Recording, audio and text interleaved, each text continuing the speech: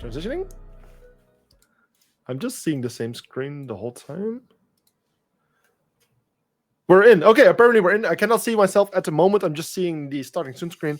But if we're live, then we're live. And that's all that matters. So welcome, everyone. My name is Bozo Max. I'm here with the wonderful Nash. And we're back with ESA Season 6. Back for Stage 2 after a little break. So, Nash, how are you doing? I'm doing well. How about yourself?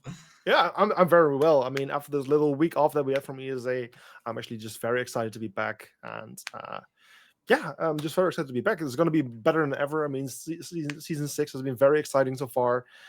With all the new things like the stages that we have with now the Swiss system coming up.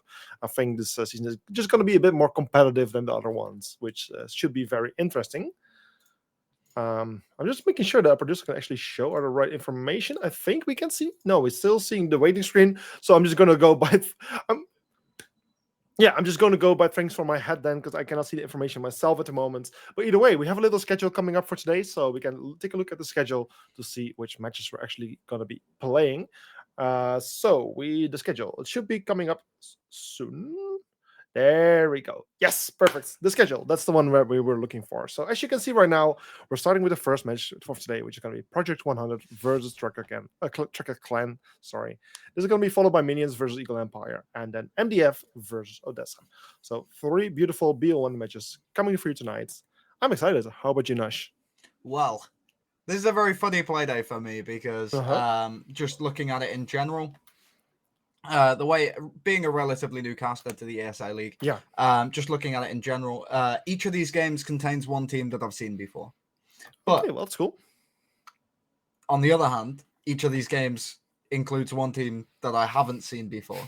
So I'm going to be making some kind of assumptions towards the way that teams like Project 100, Eagle Empire, and Odessa are going to be playing. Mm-hmm. But the rest of the teams are pretty much ambiguous to me. I know Minions is a relatively strong team coming into this. I know that much. But otherwise, Tracker Clan and MDF are complete unknowns to me. So it's going to be fun to see how they actually, what they actually bring to the table, how they fit themselves into a league like this, and if they can rise to the top. Yeah, indeed. And as the players are currently still joining the lobby, this gives us a little bit of extra, very useful time to just talk about a bit other things. For example, one of the things we can quickly bring up is the Group A and B from the group stage that just ended, which was basically the qualifier for this next stage. As you can see here, the standings for Group A and B.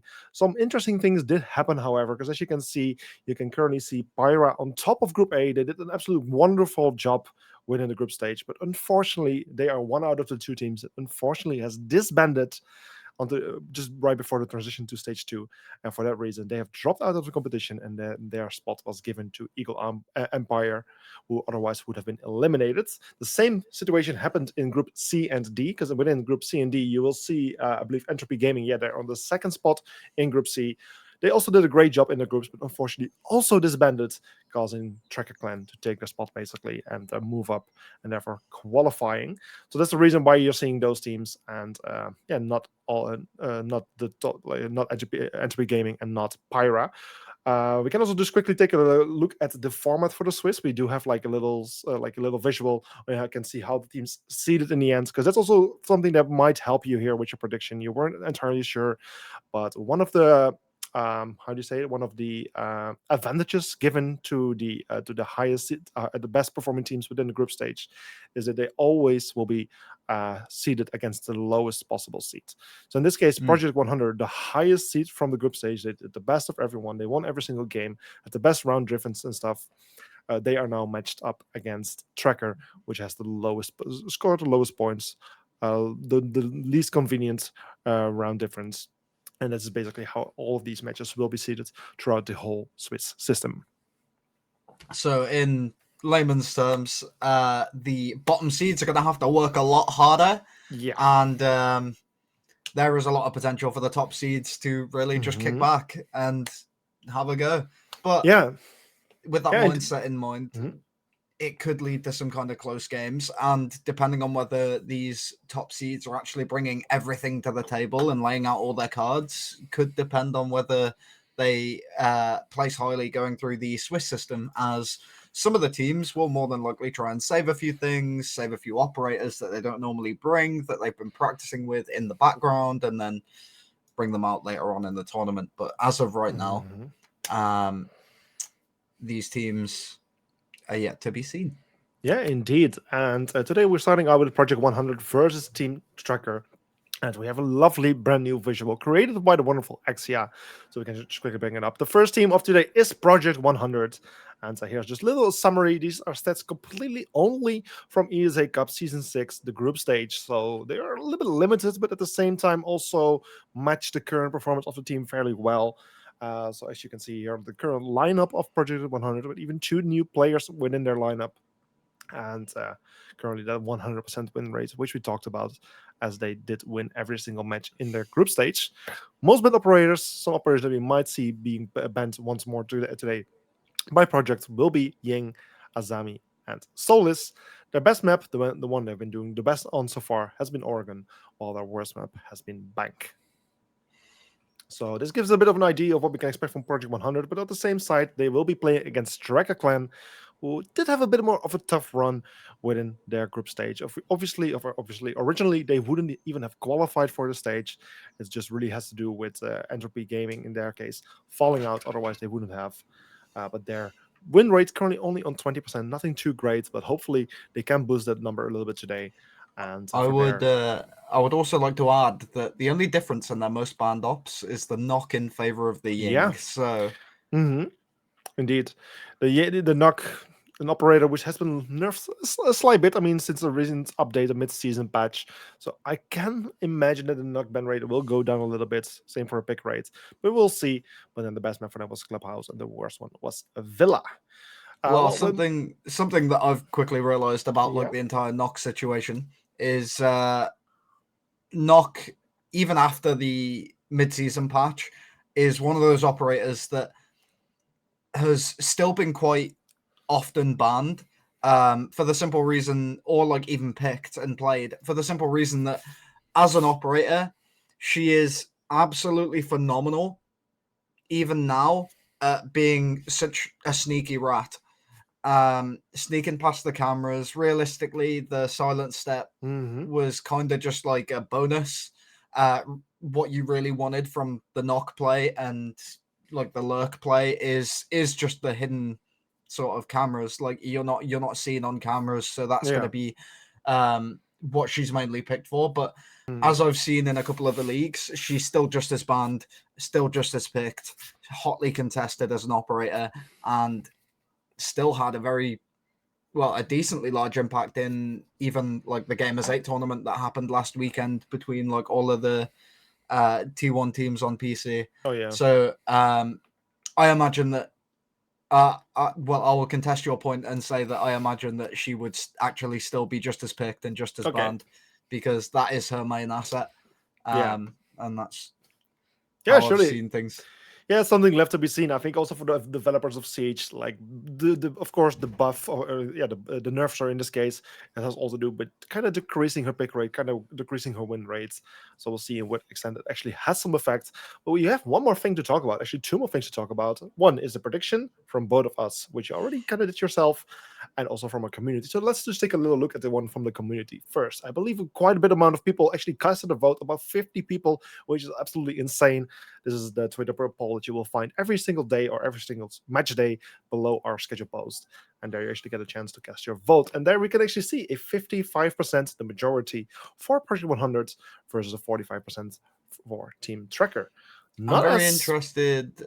I'm just saying, I'm very interested to see the fact that Tracker Clan, one of the bottom seed teams, has actually got such a high percentage in this veto. So, one of those where Tracker Clan could really bring something to the table here. People clearly see something in them, and they're definitely going to be coming in fighting. And heart of a dog. So I want to see it. Yeah, indeed. One thing we can say about Tracker Clan, they have played in the previous season of ESA Cup. They did fairly well. They got to the lower bracket round 2, I believe, placing them kind of, I believe, somewhere around the 10th spot in the competition, which is still a great accomplishment. And then also last weekend, they played in RSX Premier League Season 3 against Team Minions in the grand final, where they did lose 0-3 in the end. But either way, they did make it all the way towards the grand final, which does say something about Team Tracker Clan. So I guess that's kind of why some people have quite a bit of confidence in them. And I'm actually very curious how they would do, because I also did my prediction. I still voted for Project 100 in this case. If you're actually curious for my prediction, you can find it on Twitter. But at the same time, also you viewers and participants or whatever you are from ESA Cup, you'll also have a chance to cast your votes within the Discord server of ESA Cup. It's like a little channel. For the first week, the prediction has already closed, so you missed your shot there. But then, of course, after Wednesday, when the final match of this week is done, you will get another chance to vote on the matches that will be happening that week. And that way, you basically can earn some points for every match that you guess correctly. And in the end, the person who has scored the most points will actually win some kind of gift cards. I'm not entirely sure what kind of gift card, but you will actually win something. So that's actually very cool, and it also gives us a little bit of cool insights. So yes, we're still struggling a little bit with creating the lobby. Apparently, I don't know if there's Ubisoft issues or something. I'm not entirely sure, but we do have the last visual to talk about, which are the map bands. So we can actually get an idea of which map we're going to be playing today. So that's Villa. Okay, I don't fully remember the visuals from each team that we just saw. Was Villa one of the worst or best maps by any chance? I'm pretty sure Villa was one of the team's worst maps. Yeah, we got it. This Tracker Clan. Tracker Clan's worst map was Villa in this case, and we're ending up going there. Again, I must say, this information is purely from ESA Cup Season 6, the group stage. So information is fairly limited. At the same time, also a bit accurate as it's fairly recent. So it's a bit of a question in what extent it's fully through. But it does say something about Tracker going there. Either they are confident because they, of course, had a chance to ban it out before other maps. And if it's really their worst map, why didn't they ban it? So this kind of gives me a bit of confidence that they actually might be able to perform better than expected on the map. Well, I mean, with as many votes as they had, and also allowing this map to slip through the cracks, even with previous performances, I imagine that there is going to be something in the cards for Tracker Clan and something they're bringing to the table. Maybe it's something they've seen and they've tried in scrims and it's worked and they want to bring that to the table, etc., etc. But there's many different conclusions we can come to. But I think overall Tracker Clan have a plan, and I think if blows come to blows, then it's all a matter of who can dig themselves out of the situation. So I think Tracker Clan stand a chance. Yeah, Tracker Clan surely stand a chance. I think Tracker Clan, I mean, even though they are the lowest seeded team, I don't think they are the worst team in my opinion. Even when I was doing my prediction, I was kind of doubting hey, Project 100, the best team within the competition versus Tracker Clan, not the worst team of the qualified teams. I was kind of thinking, hey, there might actually be a chance that they actually might pull it off, or at least will get very close. And that's what I'm hoping for. I'm hoping for a close game that will make things way more interesting. So I guess we'll find out soon, because the match should be starting pretty soon. I believe the observer has started. We're just waiting for the delay to run out so we can actually jump into this game. But just as we were saying, Villa was going to be the match. It's going to be Team Blue as Project 100, who's going to be playing as a defensive team. And then it's going to be Tracker Clan as the offensive team on Team Orange. So yeah, if we can just... Oh, sorry. Yeah, go ahead. I was just going to say, starting on the attacking half on a map like this is definitely going to give you a little bit of an advantage, because if you can get your foot forward in the attacking half and then pull yourself onto the defense in order to then be able to actually play that favor or play into that favor, then you're definitely going to be on the right foot when it comes to the later end of the game. So I think if Tracker Clan are coming into this with a plan, more than likely they're thinking about the late game over the early game. So this could be a very long one to start us out. Yes, and that's exactly what we're hoping for, because that's basically what the whole stage was for. We started out with 24 teams. We're now just left with 16? Yeah, 16 teams. So basically, the first stage is a bit of a filter, the lesser teams. I'm not calling them the worst or bad teams, but the lesser teams, or at least the underperforming teams, those have been filtered out. And we're just left with the better 16 of those 24. So we should expect more and more close matches. And with this first rounds, also due to the way the matchmaking works within this, the seeding system works within this Swiss system, we will see a bit of the better teams match against the lesser teams or the lower seeded teams. But eventually, as we're progressing through the Swiss filter, Swiss system, We should see matches that are getting closer and closer as the best teams and the lesser teams keep getting matched against each other, and that way we're up for some very exciting games. Because if you don't know how exactly the Swiss system works, basically you need to win 3 games to qualify for stage 3, and you need to lose 3 games in order to be eliminated. If you end up losing 2 games in a row, you will go to the elimination match, which will also be played as a BO3 match instead of the BO1s that we see in the rest of the Swiss system. So to make this extra spicy, elimination matches will be in BO3 formats.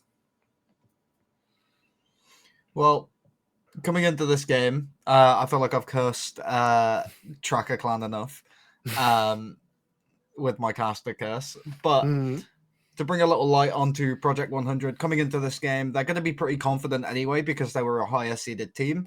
And they obviously have that 100% win rate that the other team didn't have. Yeah. So looking at how this is going to go, we are going to be getting into the match. And it is going to be Villa, as we spoke about beforehand. So I think Project 100 definitely have like a lot to prove coming into the second stage, because even though they have that 100% win rate, it's about keeping that going and being able to persist through the stages, because a lot of teams, even in like higher tiers, will struggle to maintain, and that's something that we want to see. But with the first band coming out, it's going to be a knock. Are we surprised? Not really. No, we already talked about it briefly. Nuck being one of the more bent operators, but at least one of those 2 teams. But also then her little nerf that happened last week. In what extent it would actually be of any effect in terms of our ban rates? But like you said, Nuck is just going to be banned as much as you would usually see. And for this, at least And this we've already first match, got a rage quit. You're right. Yeah. Well, it's not a rage quit. Apparently, I heard there was like a little I'm issue, and the joking. person will return in time. So luckily, we don't need to worry about this match starting without fault or Rios happening.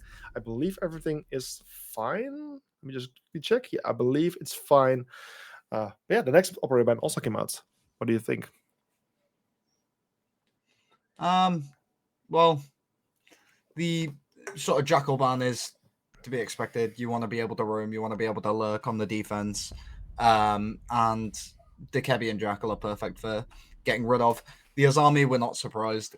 Both teams like banning Azami. Realistically, the next one's Solace. We know this, and here we are. Yeah, the kind of expected bans, especially 3 of those. Jekyll just being a little bit more rare. I mean, rare is not even rare, but it's not in the top level of operator bans. Just quickly taking a little peek on Wikipedia here. He's currently the third most banned attacking operator with a 22% ban rate. So it's not too crazy to see him being banned, especially on a big map like Villa.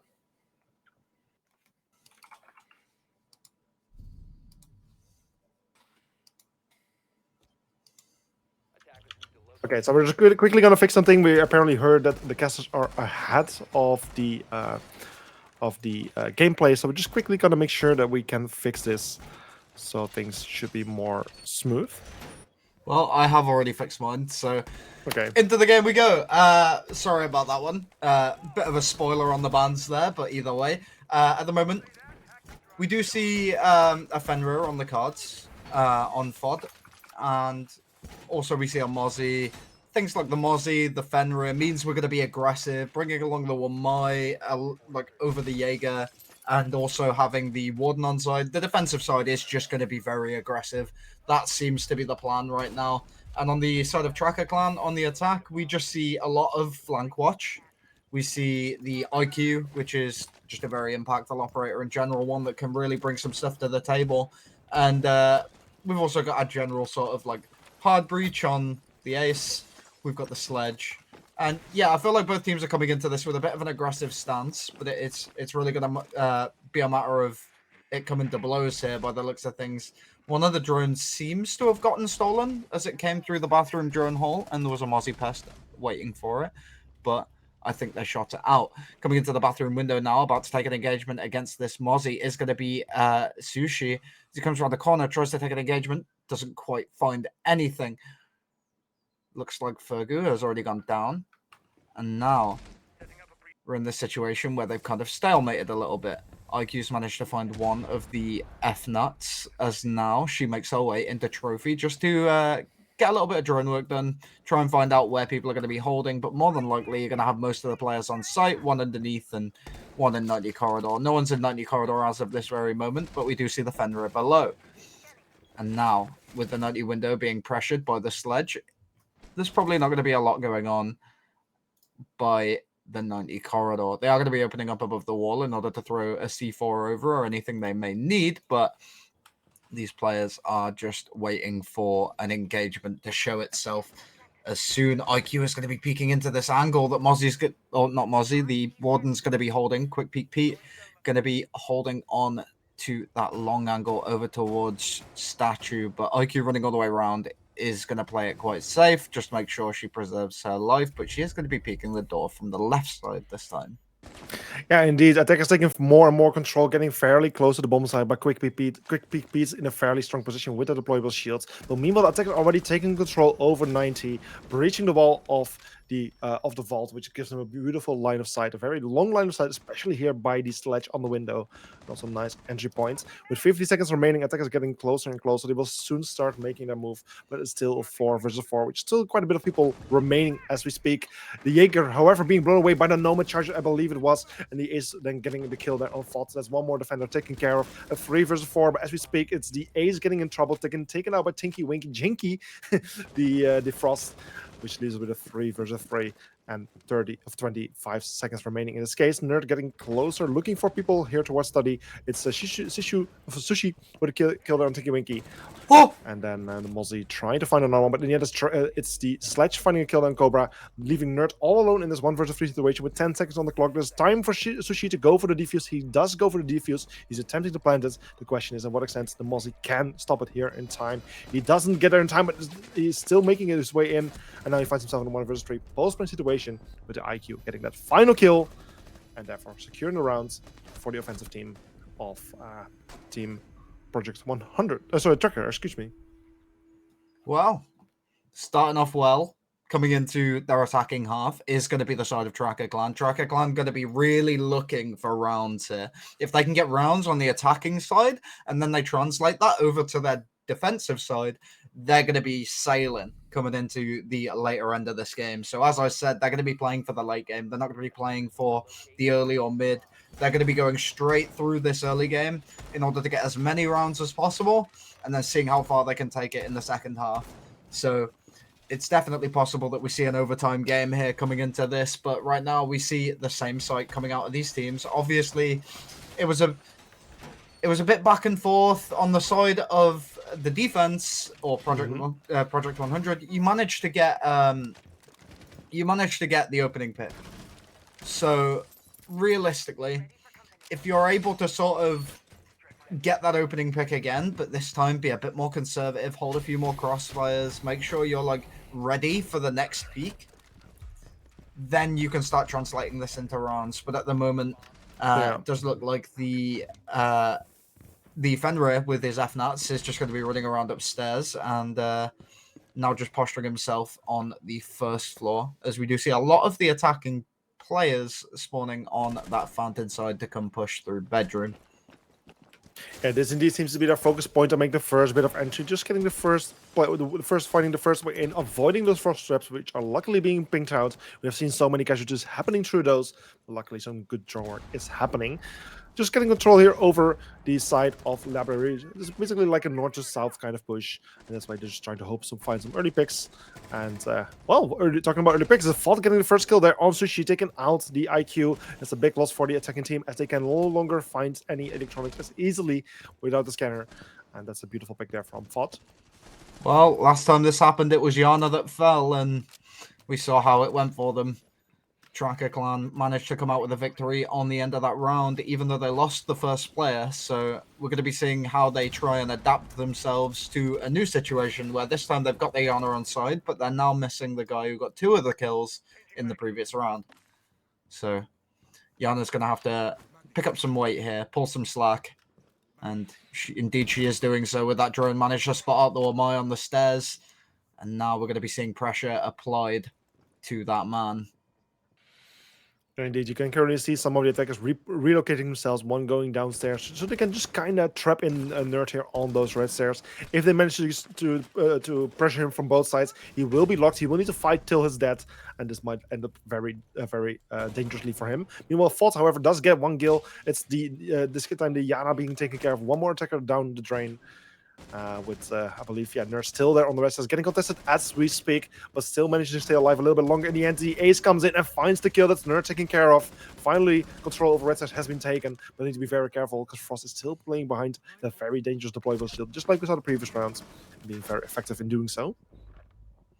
Ooh, nearly loses his life from living room, I'm pretty sure. Yeah, the sledge going to be postured up around there. Tries to get a nade up on behind the bar, but isn't able to find the kill onto Fenrir is Young. But now they're going to be seeing a bit more of a collapse coming in onto the site as it's going to be a 2v4. Sledge unfortunately falls, and now we've got the Nomad left all alone here. And realistically, if you want any operator to be alone in this situation, it's probably going to be this Nomad, someone that's able to really pull some weight. Good gun in hand is going to be trying to take the peak onto either the Fenrir or the Frost, but neither one going to be showing their faces as of this moment.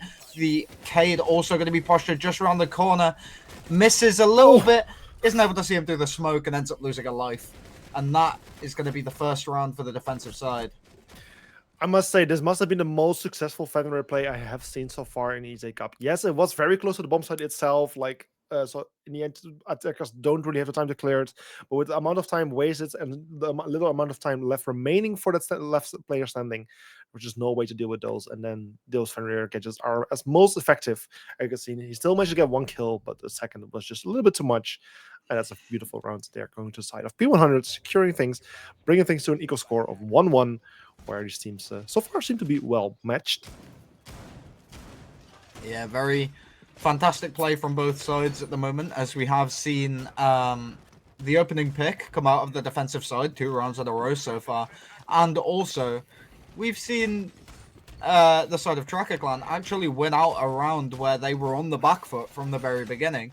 Yeah. Now we're going to be moving over to this statue trophy bomb site where it's a little bit more favored for the defenders, but on the side of the attack, it really depends on the approach that you take.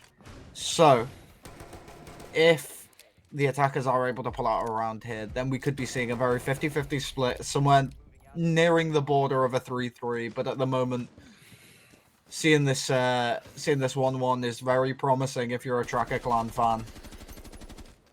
Yeah, surely Tracker Clan being the underdog technically in this competition so far for stage 2, but like I said, they have done well in the past and they might just do well for this second stage as well.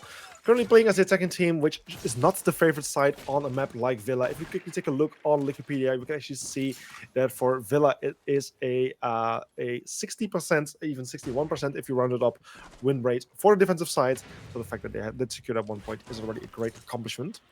They are very aware of this man in closet right now. They're just throwing their flashbangs in, seeing if they can get these ADSs cleared. Nade goes in, goes off, sings, but isn't quite clear, as now the man does end up going down, and they are just going to be trying to pressure out this closet, make sure they're able to take the space that they need in order to actually get themselves into this bedroom and get themselves forward. The first opening kill of this match going in favor, or well, the third opening kill of this match, but the first one going in favor of Tracker Clan.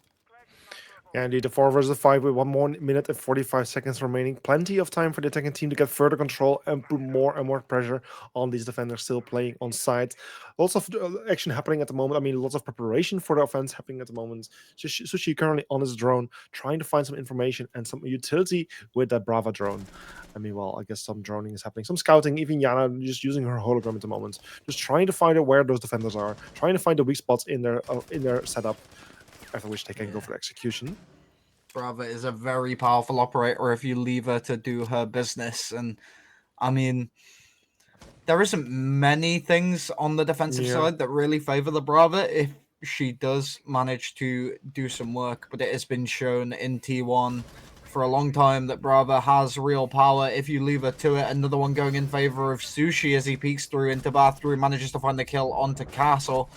Gets traded out from Warden, though, and now we're in a 2v4 situation where both sides are finding kills. Almost another one for Cobra as he finds a little engagement with Diana, and now we're going to be seeing these two players have a little bit more of a tussle. They find one more onto the final remaining player before Cobra, and now Cobra tries to peek around, come through into the trophy room, gets his head taken off, and that's another round in favor of Tracker Clan.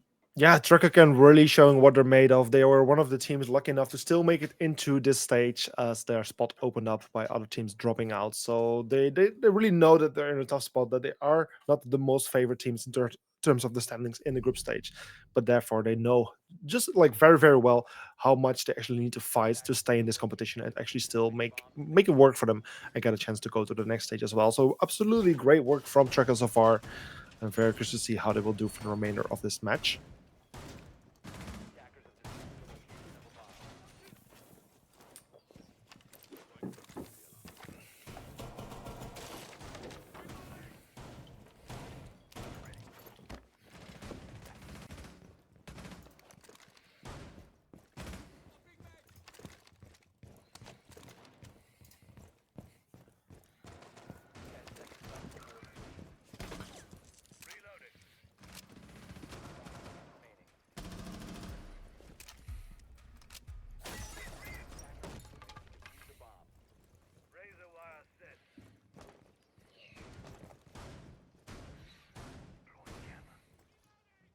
Yeah.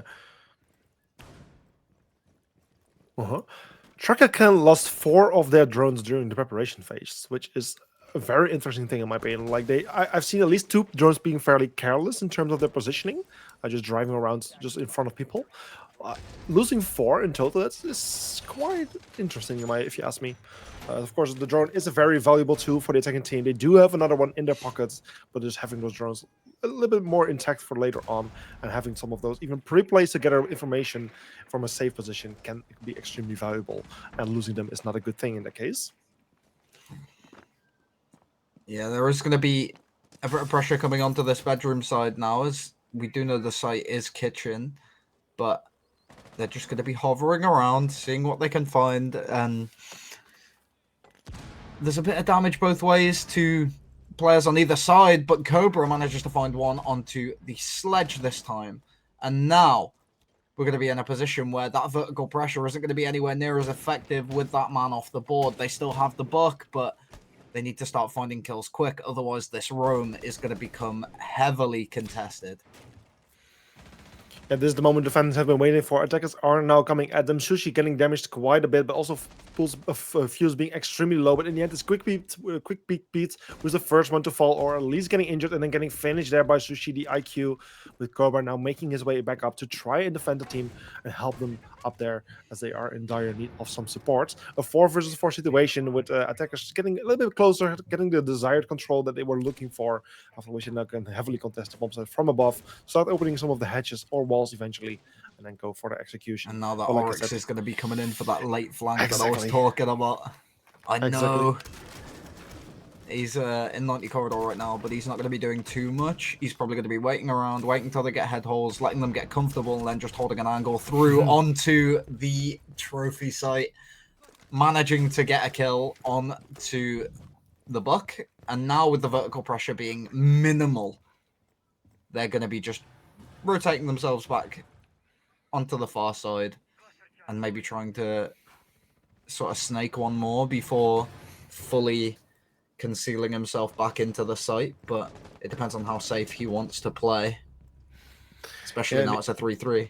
Yeah, 3-3 with 17 seconds remaining. Very little time for the attackers to make it work. They need to head over to the bomb site now to make it happen, but still with the Oryx on the loose. This is going to be a bloodbath. He's in for a very dangerous flank, but Fought playing on side finds one, but in the end it's Yunk with a kill there on Nerds, and Fought with another kill on Crazy, leaving the Fuse here all alone left standing with very little time remaining, and not enough time to even make it into the bomb site, let alone even survive it if you would have attempted. And this way around is going towards the defensive team of P100, putting the score on an equal 2-2. Well, that this sort of scoreline was not what I was expecting, but as I said, with them winning and getting to a 2-1 scoreline on the side of Tracker Clan, I am expecting something along the lines of a 3-3. But just as effectively, if Tracker Clan are able to pull out a couple more wins, then we could see a 4-2 split going in their favor, which could lead to them having a much better second half than what we anticipated. Yeah, indeed, this 2-2 really says a lot about these two teams, that they seem to be very well matched. And this is a question of what will happen in these upcoming 2 rounds. Will we see one team going with a clear advantage of a 4-2 going to the roll swap, or will this stay as equal as it has been so far, and will we continue with a 3-3? Right now, we're going back to a bomb set that we have seen before. We're going back to Aviator. Aviator, I'm saying it correctly, which was played 2 times by the side of P100. They won it once, lost it once. What will happen on their third attempt? Well, with it being a 50-50, obviously the trophy statue site was lost on the defensive side, and the kitchen site was won. The aviator site, however, as you just brought up, is completely 50-50. Now, both of these teams have a lot of potential to be able to pull out a win in this bomb site. We do see a Cade just holding a C4 there right next to the window, seeing if he can maybe just like perch it on the ledge and find himself a kill. Out goes the C4. It's able to find the drone, but it's not able to find the man. And now you've got a pretty unworthwhile trade, as you've lost a player. You've lost that C4, that extra bit of utility. You could go for a late round sort of C4 from below. You've only got one of those. Well, you don't even have one of those left now. I thought there'd be one on the Warden, but he actually brought along a shield for their strategy by the looks of things. So realistically, you're out of that C4 game now. You have to play around your guns and the utility that's already active on the field, and just pray and hope that these attackers don't find a way to get the best of you. That Yanager are going to be scoping out a lot of 90 corridor on the long side and actually finding out that there's nobody going to be on red stairs. So they're going to be very confident coming into this 90 corridor and into this later half of the round. Yeah, indeed, with most of the defenders all located towards the southern side of the map, attackers will get a bit of free space here to actually put a lot of pressure on the bomb site itself. You just need to worry about maybe a few players still playing downstairs, even though there's not a single C4 left on the board anymore. So it's at least one less worry for them. But from here, they will be able to do some real damage. However, vods does find one. He takes out one player on the sledge on the side of the tracker team, with one less player for them to play with. A 4 versus 4 with 1 minute and 5 seconds. Attackers are getting very close. Ace is already playing on side of 90. Just getting ready to open up the wall. The first one player will need to deal with those with those electrifiers in order for him to actually breach it.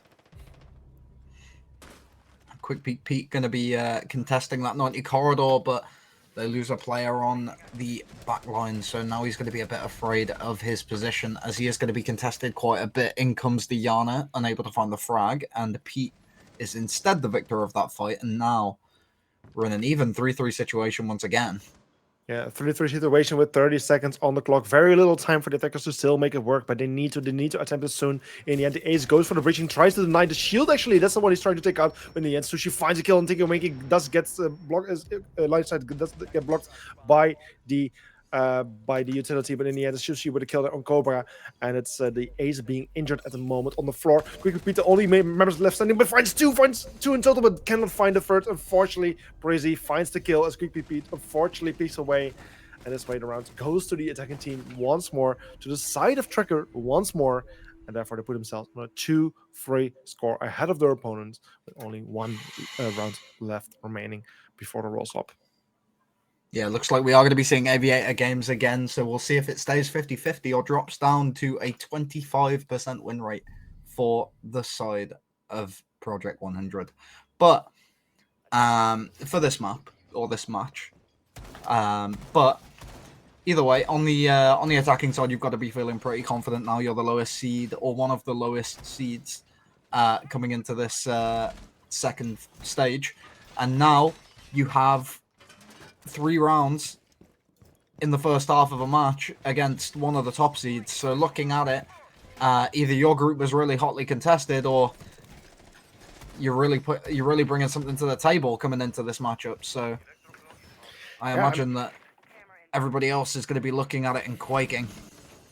Yeah, I mean Project 100, the number one team from the group stage. They came from Group D, won every single map, and even had a round difference of plus 25. They've been doing incredible throughout the group stage.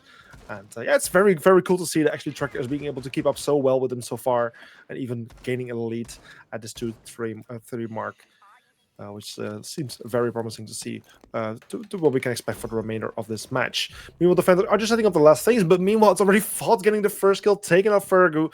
That's the Yana of the board. One big loss for the defensive, for the attacking side, as they can no longer use a great gun, nades, and great scouting ability. There's a great kill there coming from Fought. Well, it's a good kill, yes, definitely managing to find the entry fragger, but realistically, finding the entry fragger isn't going to be worth much, especially when they're pushing on their own, and you've got someone like Sushi hanging around in the bedroom. Now, tucked in, good night, bring it forward, Sledge finds one more, and now that's your top fragger going down on the defensive side, and you're going to be a bit scared coming into the remainder of this round in a 4v5, or 4v3. Yeah, with still 2 minutes remaining, the attacking team has plenty of time to take further control over this map. A runout, however, happening. That's quite expected, especially since his location was shown for quite a bit of time. The Sledge just barely making out, but still getting the kill. That's one less player on the side of P100, and therefore they now find himself in a very difficult position. 2 versus 4 players, 1 minute and 35 seconds. Lots of time for the attacking team, and just 2 defenders to hold back. This is going to be a very tough job. And as both of the defenders are clearly playing on side, their position will soon be known. But as Tinky Winky finds one on Sushi, it's a 2 versus 3. But like I said, position is known. Attackers know what to do. Have plenty of time to regroup, open some walls, and make it an absolute living hell for those remaining defenders. I like this from Tinky Winky. He's noticed that his position's been really bad in the previous 3 rounds that they've played, as people have really just decided to get aggressive onto him. So he's decided to fall off a little bit from his angle and hold off into study, but it looks like he is going to be going around for a flank and now moving back up into study. Using that study hold and the head holes that are going to be postured up on the wall, knowing nobody's on balcony is going to be a good position for him to sit around in, as now the players pushing around the shield are going to be blinded by the FNAT and not really be able to come in to directly contest the Frost straight away.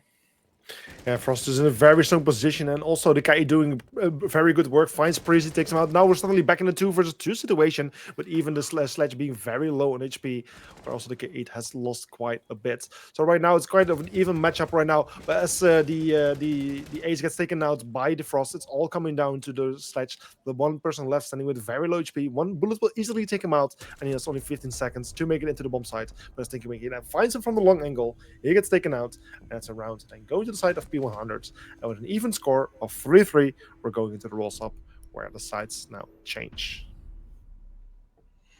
Well, as I predicted, we're now at a 3-3 situation. More than likely, I imagine that Tracker Clan have a much bigger plan and a much more effective plan coming into their defensive half, because that's going to be the half they were waiting to come into. Knowing that they were going to be on the attack in the first half is one of those situations where you know you're not going to be favored, but if you can keep it even, then you're going to be in a much better position. So looking at how they're able to keep it 3-3 coming into their defensive half, I imagine they're going to be able to run away with this if they're given the momentum to do so. Yeah, indeed. With a 60% win rate for the defensive side with an ESA Cup so far, it's Tracker that finds himself in a pretty good situation with their first offensive round going to the understandable bomb site of Games and Aviator, just setting up their bomb site here, I guess in a fairly normal manner, nothing too crazy. A little bit of an extension there towards the northern side trophy and statue to just try and slow down the attackers as much as possible, just like P100 also did a few times. And there's nothing too out of ordinary right there to be mentioned. Yeah, we have got the attackers outside the building right now, just running through, making sure that the positions they want to try and move themselves into are cleared. And, finding a very quick opening pick is Quick Peek Pete, as he's made his way all the way through into kitchen, finding the mute that's going to be on the roam. And now his aim is going to be to make his way up Astro Stairs and become a bit of a problem, as that man on Astro Window is going to be contesting there. he does hear the Dekebi call. It's coming from upstairs. Doesn't quite realize because the hatch is open, but he is going to be making his way up. Cobra already inside of Astro, though, able to cause a bit of a disruption if he does make his way forward. And this Jaeger is going to be very, very aggressive for the position that he should be holding. But in come the drones, and now he's going to fall off. And the defenders are just falling off, falling back towards the bomb side. They have at least wasted 1 minute and 10 seconds, which is something, but at the same time, they did suffer one casualty, which is not ideal. But with 1 minute and 40 seconds, they do have a bit of time to cover, to hold back the attackers as long as they can, to just make it the defense on the bombs, actual bomb side as simple as possible. But the Jaeger needs to be very careful because there is a danger right behind him on the big window, or the window of 90. There's a player still playing downstairs, possibly droning. There's no danger there yet. Also, his teammates watching the cameras at all time. He knows he's safe for now.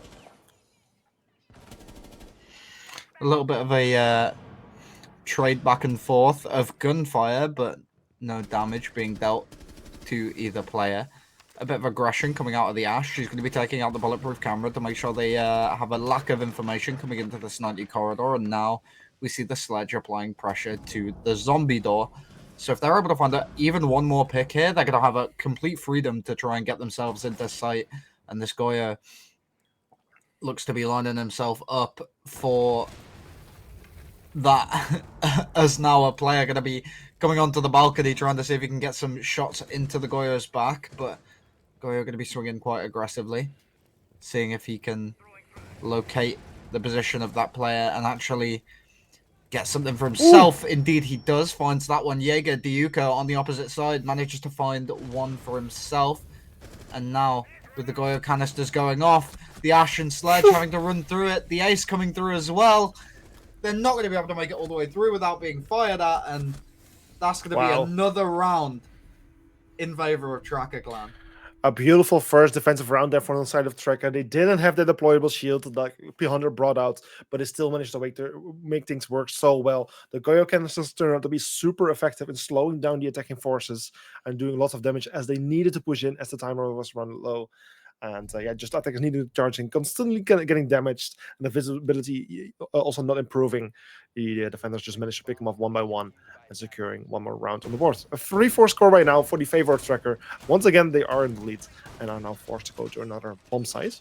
And just like how they were able to translate it on their first attacking round, the very first round of the match, they started in that 4v5 situation and were able to translate it so well that they actually came out of the map or the round with a win. So now they're up 4-3. They've managed to gain that round advantage, that round deficit between the two teams, and now they're going to be trying to really drive that home.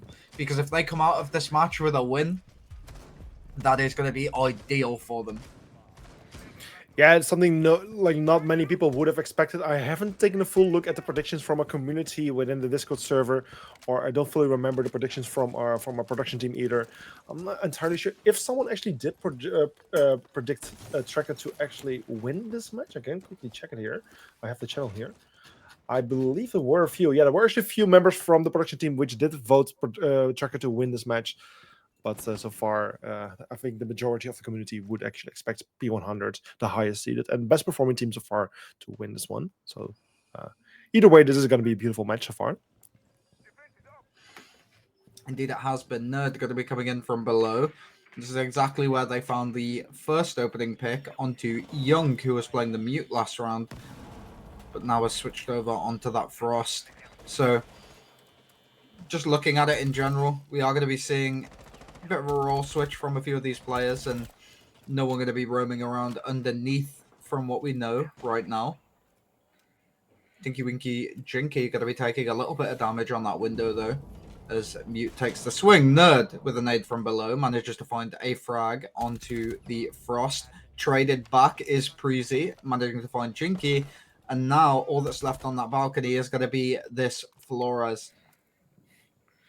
Yeah, and with the Ace taking care of, the attackers do not have any other way remaining to open up some of the reinforced walls, which is certainly gonna make their offense a bit more complicated. But with the guns especially with this man in bathroom. Yeah, surely with the man in bathroom, there's just gonna be so many walls that actually protect these members. and when no one to take care of it, it's going to be very tricky. And yeah, this Breezy getting killed there on Nerds is taking out one more player there on the side of the offensive team. That's Sledge taking care of. Things are getting more and more difficult. Sledge can no longer take care of the Skestical barricades either.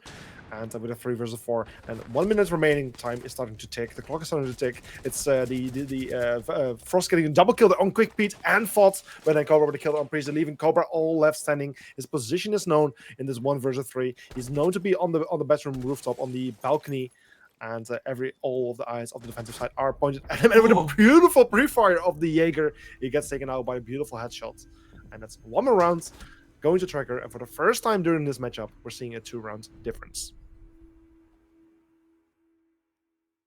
An incredible pre-fire coming out of Jaeger there. Really reading that player, knowing that he's moving, because the audio is extremely loud from that balcony. So I mean, just being able to sort of read the positioning of the player based on the audio is like very, very good.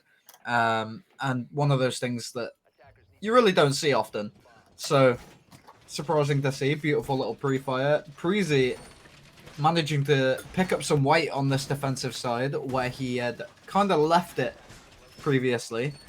And now we see a lot of these players on the side of Tracker Clan really taking off in terms of KD. We have Sushi with 9. We have Young with 7 and 4 deaths. We have Freezy with 7 and 4. Whereas on the opposite side, we only really have 7 on Fod and 6 on Jinky. So, especially some of these players like Nerd need to really pick some weight up for their team. Otherwise, they're going to continue to struggle coming into what seems to be and could genuinely be the last 2 rounds of this map. Yeah, the last 10 rounds could very much be. That's really up to Team Tracker on how they will do their defense, but also on Team P100 on how they will perform on their offensive round. So far, they have been struggling. They haven't been able to win a single offensive round so far, which at some point is also the less favored side on this map. But still, they should be able to get at least 1 or 2 rounds out of it, equalize things possibly.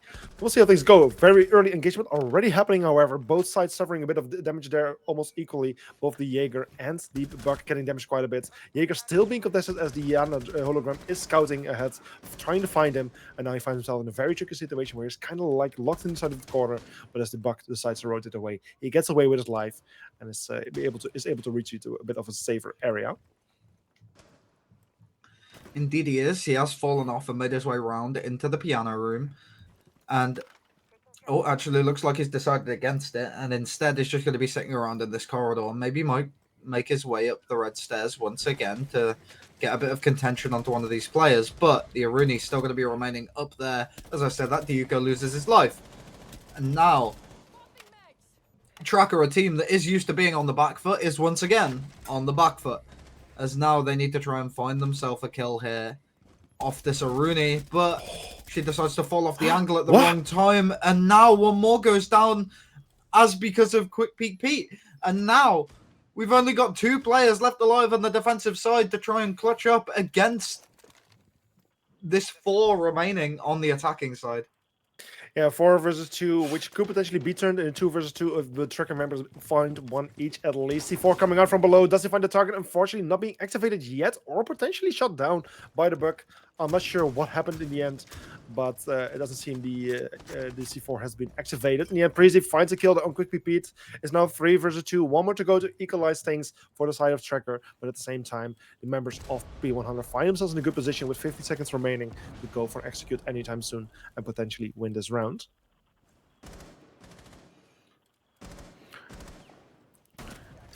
In the end, Mute finds one with the shotgun. Tinky Winky getting in very close proximity. The ideal range for the shotgun. But in the end, he gets contested quite a bit of laundry. It's a 2 versus 2 with 30 seconds remaining. The position of the Mute is known. And in the end, the castle gets taken out. And also the final member of the Mute, who was located here inside of the laundry room, gets finished as well. And finally, after losing 2 rounds in a row, B100 secures their first offensive rounds and puts the score on 4-5. But P100 haven't been able to string more than 1 round in a row. Yeah. Whereas the side of Tracker Clan now has. Mm-hmm. So coming into the later rounds, or coming into the the rounds that we're going into now. If P100 aren't able to continue their momentum, it's not looking good for them, even after that round win. They just need to be able to string a couple more rounds together. And if they're able to even get one more and break even, have it at 5-5, then they're going to be in a much better position than what I think they are now, because right now, I think they're still on the cusp of losing. Yeah, P100 is still 1 point behind on an opponent and needs to win 2 to make it all the way to map points with a 6-5 score. So there's still a bit of a tricky situation where the opponent is in a better situation. And then again, that's defensive favorite side just working in the favor of Tracker so far. It's just predicting good stuff for Tracker here. We'll see how things go. They're going back to the first bomb site they played. They managed to win the bomb site the last time around. Will they be able to do it the second time, or has P100 analyzed what are the weak spots in this defense, and are they able to do better? Well, it's definitely a maybe.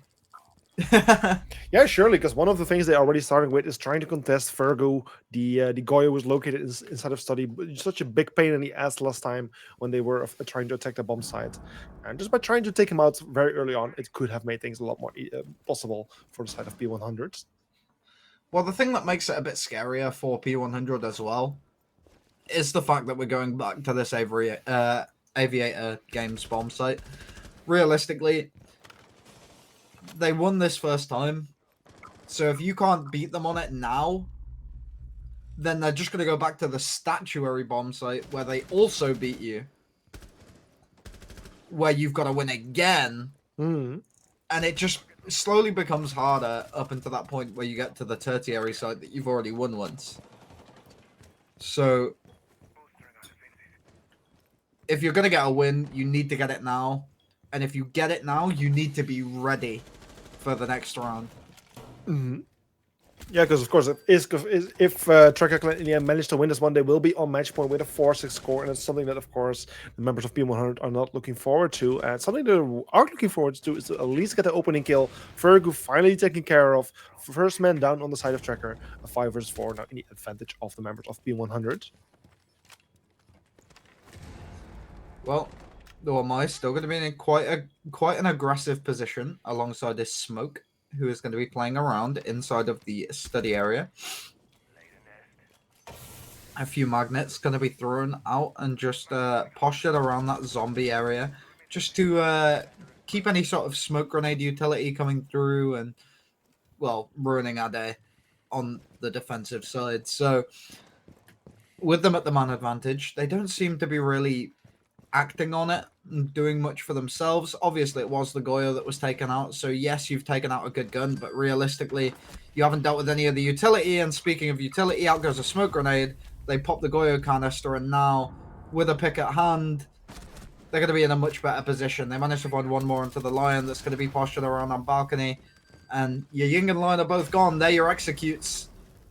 So now you just need to rely on your gunplay, and you need to find these frags.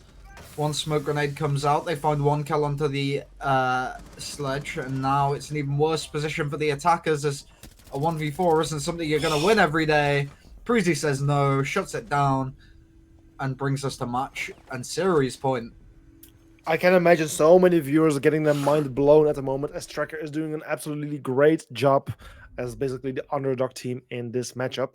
Yes, they have been doing very well in the past, as we have mentioned before. They did well in Season 5 of ESA Cup, and they were just in the finals just 2 days ago of RSX. But still, just doing so well against our number 1 team so far out of the group stage is just a very beautiful thing to point out. Tracker Clan on a 4-6 score. Match point for them, and just 1 round away from securing their first win.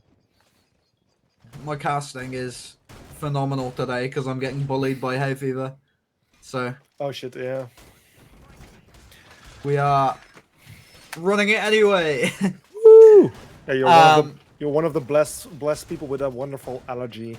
Yeah, I'm allergic to plants. Yeah, how long does it usually take? About 3 months, 4 months? The whole season? Yeah, it lasts like the summer season and I just get bullied. Yeah. Now my eyes are irritated as well and I'm dying. But I'm all good. We run it. I enjoy it. We do have a very funky position for that beeper that's going to be at the bottom of Astra's stairs. That's one that you don't see very often, but is one of those little bits of wood that jut out in one of those random areas that you can just put an alarm on and keep track of if need be, because they have to be pretty much fully peaked, or at least a little bit, to actually be able to get rid of it themselves without using a grenade. And you don't really want to use a nade on a proximity alarm.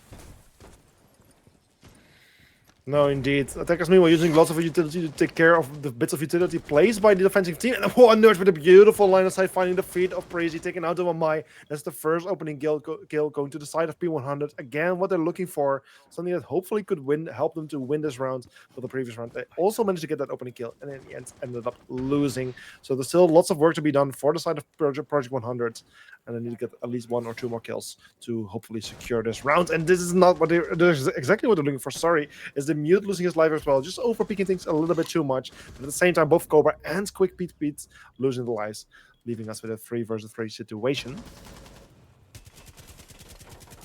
This is such an unfortunate game for a player like Nerd, where you really have shown proficiency in the past, and well, we all know you're a good player, but you're just having one of those games where you're struggling so much to really get your foot in the match. And I mean, 3-10 speaks for itself.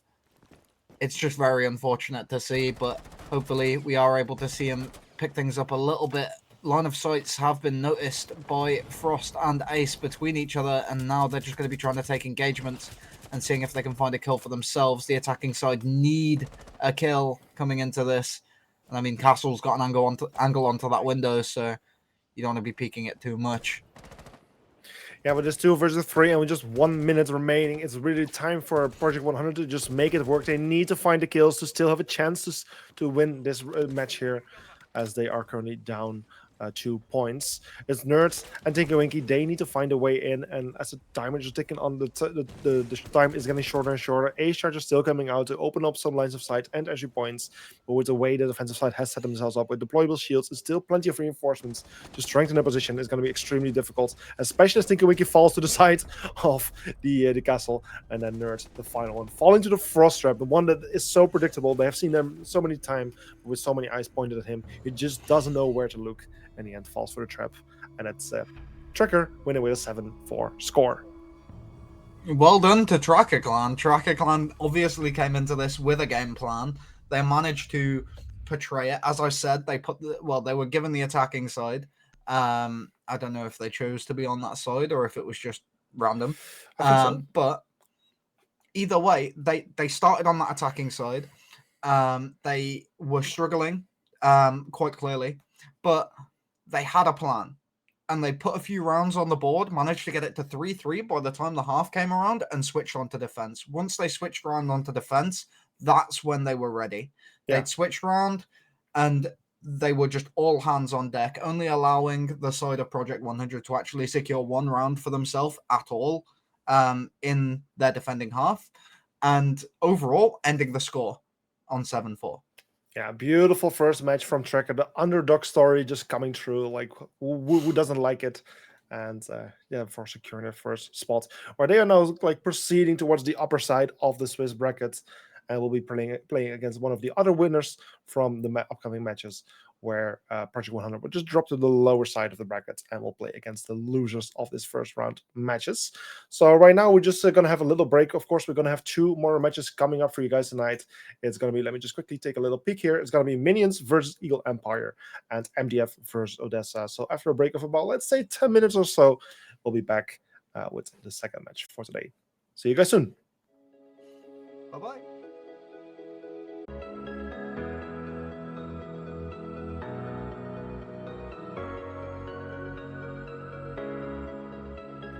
And welcome back. After a very short break, we're back with the second match for today. It's still me, Bozamax, accompanied by Nash.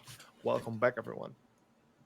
Woo! This is phenomenal. We are absolutely the greatest duo ever to exist. Woo! Yes, I mean, we have been doing quite a bit of matches, I believe, for the past... This is the 4th Monday in a row, I assume, that we have been casting together. And also we did 1 match there on Voltage League as well. So yeah, it's been an absolute pleasure casting with you. And after this first beautiful match, which was an absolute pleasure to cast as well, we're having one more beautiful match right now here, or actually one more after this as well. But this match is going to be Minions versus Eagle Empire. Minions, the second best team from the group stages. They were the second best one, I believe. Yeah, they are. And then Eagle Empire, one of those odd cases where they officially didn't actually qualify, but the fact that a team Pyra in the end ended up forfeiting their spots as they did disband, it was given to Eagle Empire, and therefore they are getting a second chance right here, right now, against Minions to still have a chance here in this Swiss brackets. So yeah, let's just take a little look at the teams right now. So we have Team Minions, and just like the previous teams that we saw in the first match, we have made this beautiful visuals for which we can thank Exia for making those. Minions, great team. They have been winning every single match so far during their group stage, bringing them to 100% ban rates. Most banned operators are Ying and Fenrir, and then the best map for them is Clubhouse, and the worst map for them is in this case Team Park. So yeah, I mean, different maps than we saw from the previous two teams. And yeah, if we just think back about the previous season or the previous times that we have seen Minions, I can indeed confirm that Clubhouse is a pretty good map for them. Yeah. I mean, I haven't seen anything from this team. I know of them. But one thing we do know is there is a head-to-head between the teams. But before we get to that, yeah, there is a 20% win rate on Eagle Empire. Their roster is pretty much the same as you see on screen, the same as they've played before. And their most banned operators are Nock and Azami, two completely different operators from the other team that they're going to be playing against. So I imagine that more than likely we'll see all four. But their best map is going to be Chalet. Their worst map is going to be Club. Chalet is one that we didn't see on Minions' best and worst. So realistically, Chalet could be one that slips through the map pool and actually manage to get to the play day. Something quite weird is the fact that both the console and PC Eagle Empire rosters favor Chalet. Oh, interesting. They're both very good at Chalet, apparently. Maybe that's just their strat book. Yeah, and you were already mentioning this heads-to-heads earlier. I don't know if you have the information in front of you between these two teams. Indeed, I do. Okay, great. They have played against each other in the Amnesty Tournament group stage, where they did indeed play Chalet. Ooh. And it was 7-1 in favor of Minions. Ooh, okay, so the best map of Eagle Empire is Chalet, but even the best map they couldn't win against Minions before, and they lost with a 7-1. That doesn't look too promising. I can also imagine that Eagle Empire in this case will potentially avoid Chalet against Minions. I mean, it might have just been a bad day for them, but the first time they played it against the team, it didn't go too well. So far, what are your predictions for this match? I mean, we know that Minions has been doing very well for this season, that Eagle Empire obviously didn't even qualify, but miraculously still got a chance here. What do you think about this match? Well, from a realistic standpoint, yeah, I think Minions take this quite easily. Because their best map, they lost 7-1. Overall, you can't really imagine them performing any better against that same team. Yeah. So what I imagine is going to happen is they're going to try and take them to border. I don't know what map they're playing. I haven't seen. They're going to try and take them to something like border, something completely out of the question, something that both of these teams probably don't really have a grand amount of practice on as of recent. But after like being able to get them there, they've got to then have a plan. So their plan is more than likely going to be like either fast and aggressive or very strategic, which is, well, the two ways borders played. So looking at it from a realistic standpoint, Minions take it, but there could be a spanner in the works coming out of Eagle Empire. So we'll just have to see. Speaking of which, do we have? We do have a scoreline, a prediction. Yes. which is 98% in favor of minions. 52 people casted the vote, of which then I guess 51 that should be maybe 50, or maybe 50, maybe one or two people voted Eagle Empire in this case, but the vast majority, there's no question to be asked, voted for Team Minions in this case. So the viewers are expecting a very one-sided match. I somewhat must agree with them. I also do predict Minions to win this match, but this only leaves a beautiful opportunity for Team Eagle Empire to surprise a lot of people like Trekker managed to do. I believe this match is pretty much good to go. We just have a little map bend that we can see before we can actually know which map is going to be played, and this is going to be Villa once more. Wow. Another one of those maps that, as I said, is a little bit out of the question for a few of these teams. Something that, even though Villa is one of the sort of core four maps, it's one of those maps that is kind of sidelined a little bit because there are maps that, like, well, that I want to say there are much better maps, but they're not better maps. They're just maps that are more preferred or more Yeah. likely to be preferable by these teams. So coming into a map like Villa definitely is one of those options that is similar to something like Border or etc., like Theme Park. One of those maps where you've really got to sort of choose your style, pick your poison before you really get into it, and choose whether you want to be that sort of like aggressive, in your face, sort Mhm. of big time, big shots, or just kind of hang back, make sure you've like got your strategy down, try not to lose numbers, and just play overall around that sort of turtle setup on site. Um, Something we did say about the previous game, or I brought up about the previous game, is well, Tracker Clan came in with a plan, and they started on attack, and their main objective was to just secure rounds. Yeah. And as long as they secured a few rounds, they were able to then translate on the defense.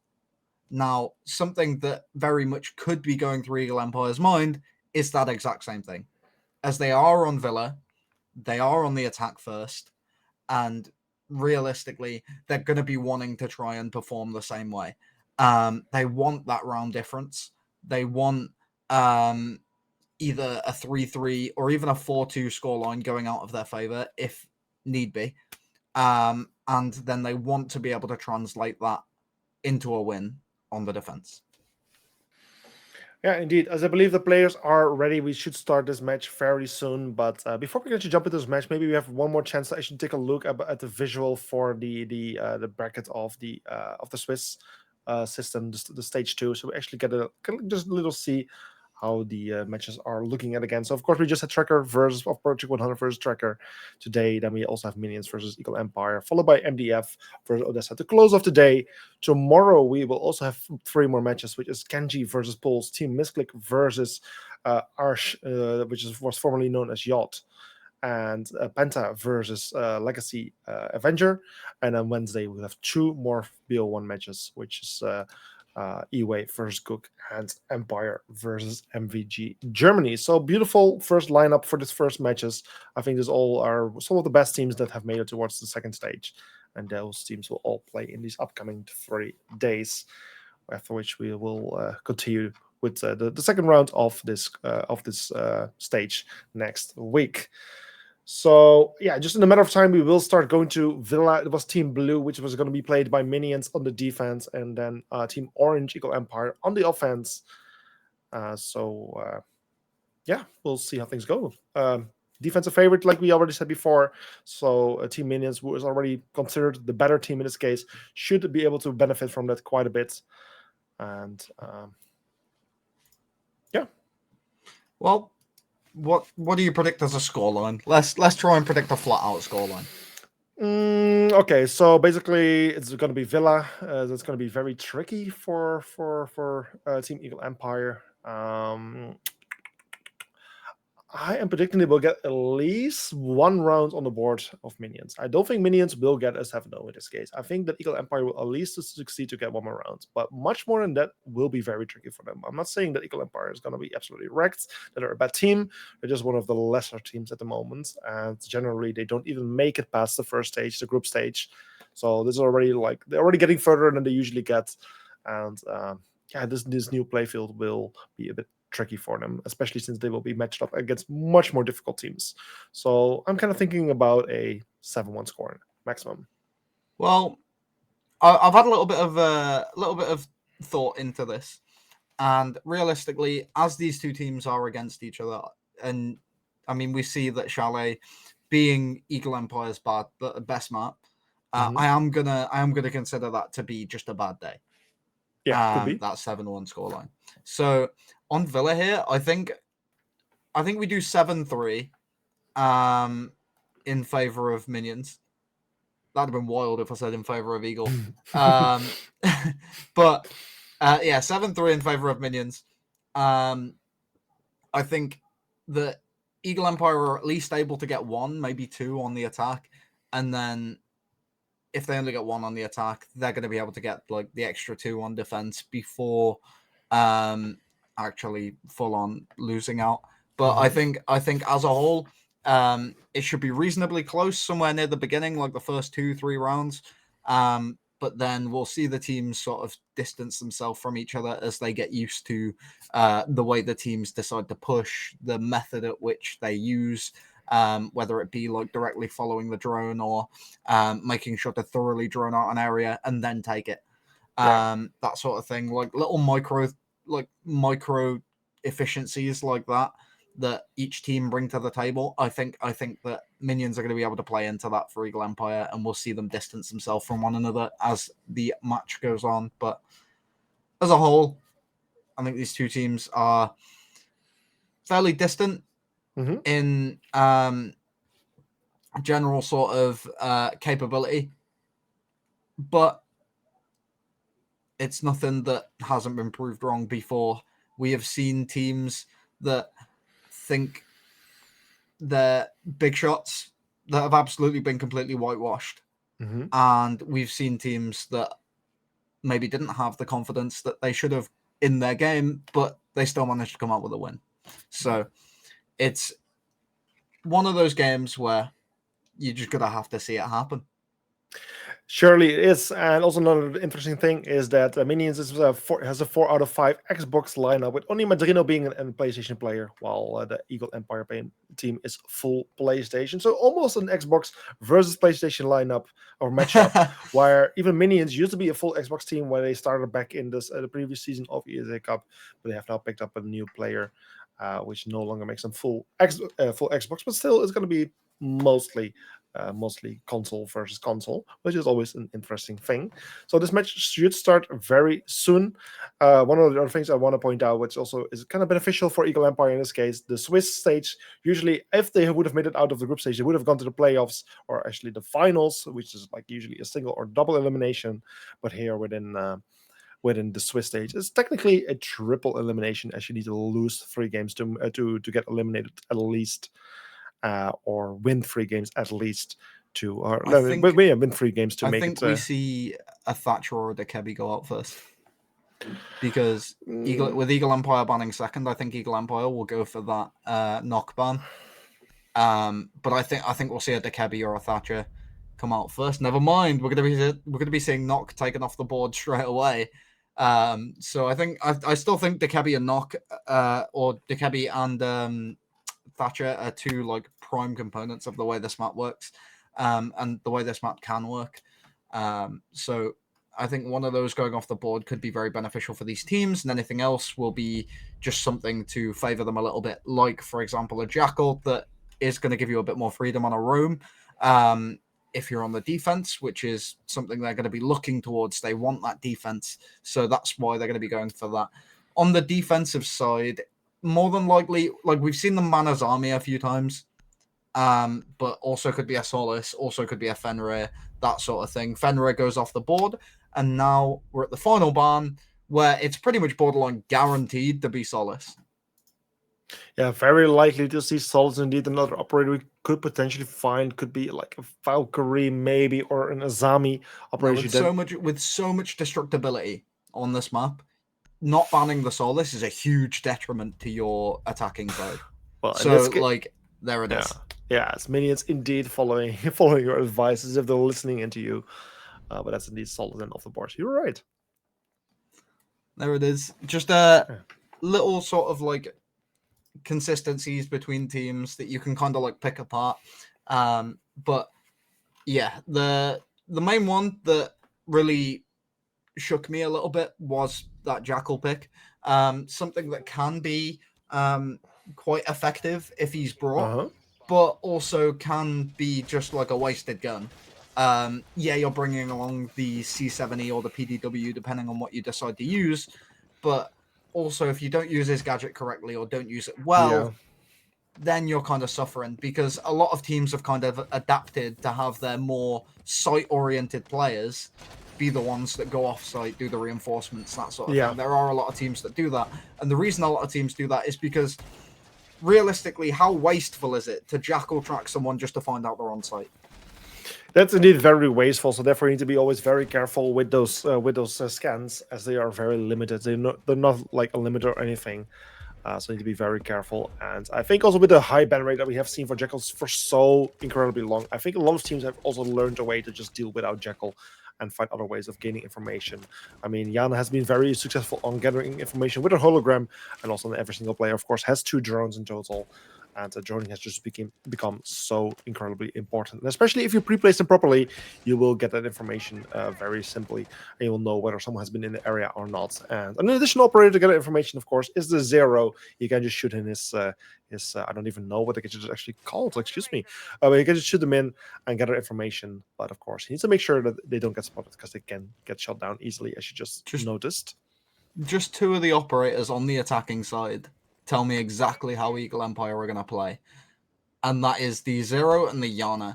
Yana is one of those operators that you see a lot anyway. In comes the Yana, as I speak, going for a very aggressive swing, going to be trying to take one more onto the ward, and finds it. Solas going massive! Maybe able to find one more here, as the Thorn does whiff. She's got the 1.5x, finds the kill onto the sled. Robson goes down, and now she's going to be left all alone over there.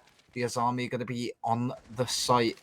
And, I mean, realistically, if they just all ball for the site, they've managed to find that one, and now it's only Alex that's going to be hovering around in that 90 corridor, trying to find one more pick before he dips away. He's going to have to find these frags anyway, and since he knows where everyone is, why not go? He finds one. That's going to be perfect for him, as now he tries to take the swing onto the Yana, but isn't able to find it, as she just crouches down behind the Kiba barricade. But what I was going to say is that we're going to play very methodical, try and weasel out these players, and once they finally feel the confidence, strike like a snake. Or, well, Viper Strike. Little Siege reference for you. But as we move further into this round, it seems like the strike has already been and gone. They are going to be trying to get themselves under this Kiba barricade and potentially going for that vault door plant, but the Sazami might be able to actually clutch it out here. She is going to be grabbing the... Yana is going to be grabbing the case and moving her way all the way around through 90 corridor. Potentially going to have to take a gunfight here through unfavorable footholds. As she does make her way closer, sprints past, breaks down the Kiba barricade, and is going to be trying to get herself in through the door. Punches it twice, runs away, and now going to be watching through the footholes. Yeah, Yana just playing the game and trying to bait Alex to make a mistake, but the same goes for Alex. He just waited for Yana, and Yana finds the kill. That's Alex Naughty taken care of by Solar's. A beautiful kill, one you wouldn't have expected to go in his favor, but he makes it work. Eagle Empire, the underdog team. It seems to be it's an underdog day so far, as the underdogs seem to and continue to impress us. And it's the first round going there to Eagle Empire with a 0-1 score. Bro, that was unbelievably dominant, specifically from Solas. Solas, a complete wash of everybody in the game. Such an unfavorable situation to be in at the very end in that 1v1, but managing to find the kill is going to be very, very good. They brought a round up on the side of Eagle Empire, something we, as a duo, didn't really imagine they'd be able to do straight away. And now, with that dominance that they've persistently showed in that round, we're going to be seeing a different level of Eagle Empire coming into this, I think. Yeah, this is the first round going to Eagle Empire, something they desperately need, and I can imagine this really boosts their momentum, because of course they might have felt a little bit unhappy about this matchup playing against the number 2 team of this competition. But so far they have been able to make it work, which should give them the boost they have been looking for. They must feel a bit more confident right now, and hopefully this is going to impact their gameplay in a very positive manner. Yeah. Oh, sorry. Oh, sorry. No, you Yeah, carry on. I was just also looking at the community predictions which have been done within the Discord channel of our server. Not a single person actually casted a vote there on Eagle Empire, but one interesting thing I want to point out, which actually is regarding the previous match, Vods, one of the players of P100, actually predicted Tracker to win that match. Did he know something that we didn't know? Maybe match fixing. Who knows? Either way, could also just be good sportsmanship, but Yeah. Maybe he we cares do. more. Maybe he cares more about winning that voucher instead of winning the competition. Yeah, definitely. EE finding the opening pick once again. Something I was going to bring up is a little conversation that I skimmed over in the chat, and that was the fact that it's only the first round. It's only the first round, but with it being so dominant and having a player be able to pull so much out, it is going to be very, very confidence boosting for your team as a roster, and you are going to want to take those engagements more. And yeah, if you start losing them, you are gonna like restrain yourself and refrain from doing anything ballsy. But trade's going either way now, and EE is still on the front foot.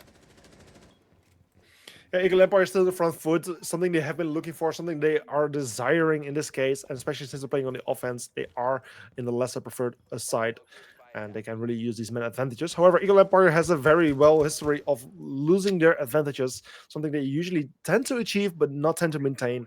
So I really hope for them that they will be able to maintain it this time around and score another point for them. But for now, it's a 3 versus 4 with 1 minute and 10 seconds. Attackers are getting closer, but they still have a lot of work to do.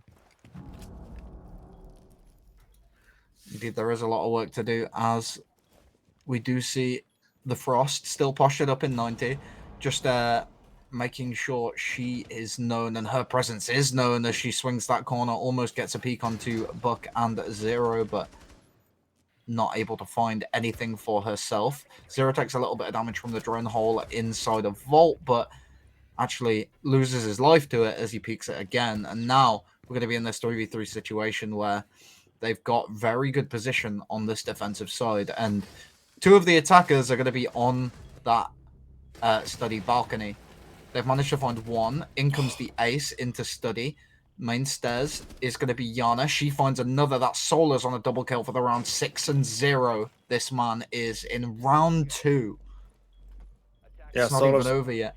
Yeah, Solar's the clear MVP of those first rounds. He needs to find one. I mean, Madrino finds Solar's in the end. It's now 1 versus 1. It's all coming out of the Natix. The Buck who's playing inside can go for the defuse, but wants to go for the gunfight instead, and unfortunately doesn't succeed.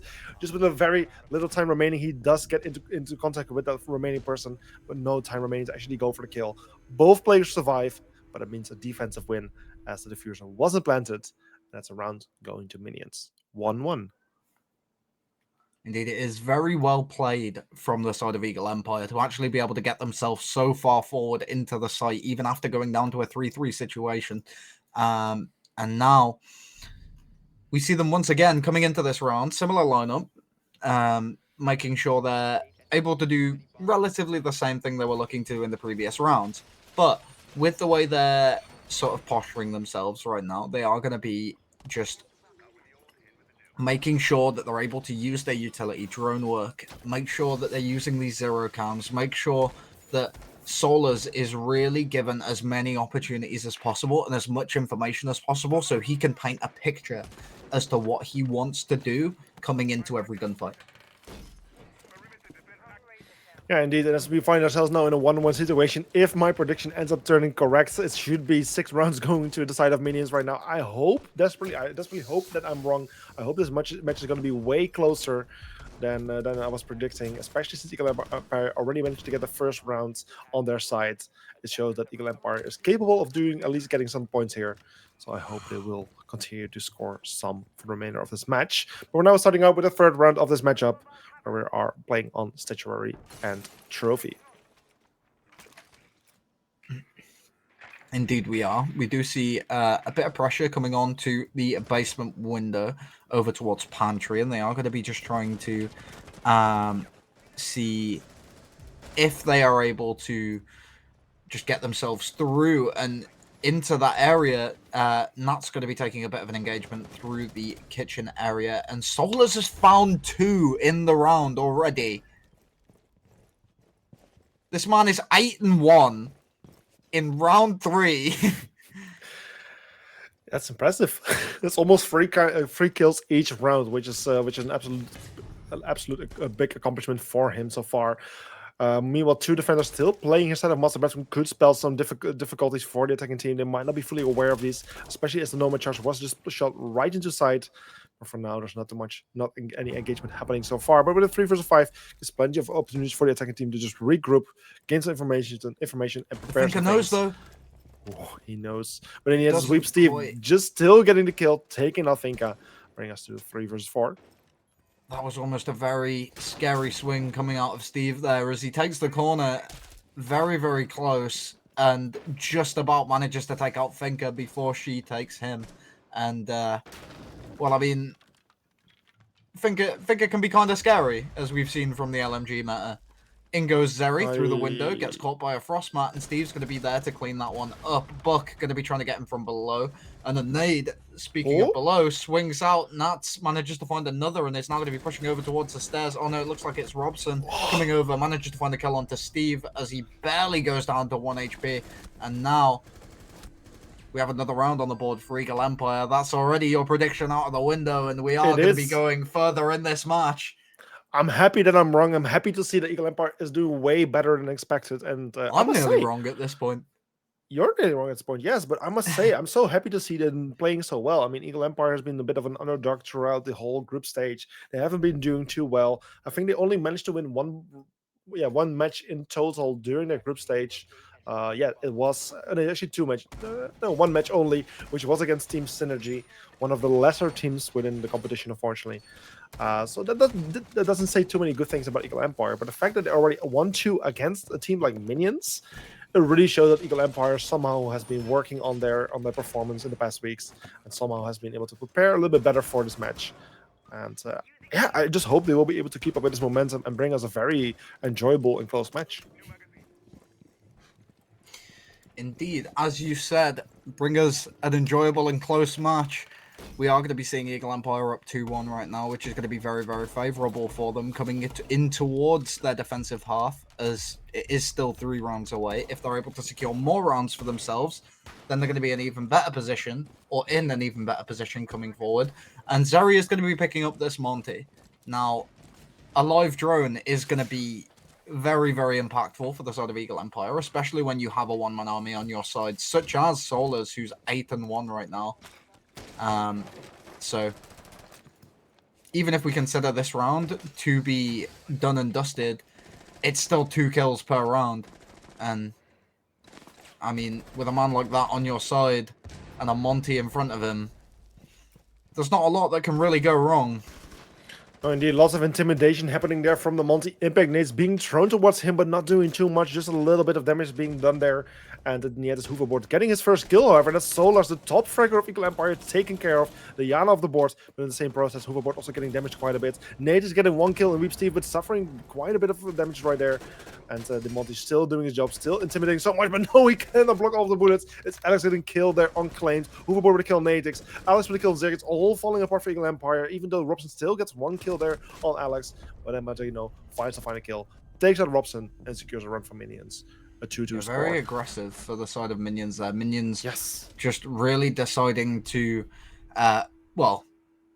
bring it all to the table. Make their cake, eat it too. They were just all very far forward. They had every player over towards that study side. They knew that push was coming from the side of Eagle Empire, and they played into it. And if you're going to play into it, you need to be ready to take those engagements. They were ready to take those engagements. They managed to clean up Solar straight away. Solar now 8-2 after finding all 8 of his kills in the first 3 rounds. 0 in round 4 after getting dropped in the initial engagement. Yeah, so for the 4th round, we're going back to a familiar bomb site that we have seen before, of course. We have seen it before at least one more time. And one time it was won by Eagle Empire, one time it was lost by Minions, right? I'm seeing that correctly? Or am I lost right here? Do you remember? Huh? This bomb site, it was played 2 times, right, before? I I think so. Yeah, this should be the 3rd time, if I'm saying it correctly. So I think it's been played twice and lost twice. Yeah. I'm actually struggling to remember here. Excuse me. Um, Well, either way, we'll see how this round will be going. I mean, so far, Eagle Empire has been doing well on attacking on this bomb side. They are bringing a bit of a different lineup, and Blitz is one of those that you do not tend to see too many times, but whenever it's getting picked, it tends to be very, very successful. This might even become one of those rushing rounds, which Eagle Empire is quite famous for. They can bring those out on very unexpected moments, and as they're just stacking up here on the balcony, it might just happen. I'm not entirely sure where their fifth player is located at the moment, but from here, they might go in for a very aggressive rush very soon. Also, quick correction: it was won once and lost once. Yeah, okay. And I think they lost statue once as well. But it was round one that Solus went absolutely massive coming into this, and went even bigger, or just as big, should I say, coming into the round straight after.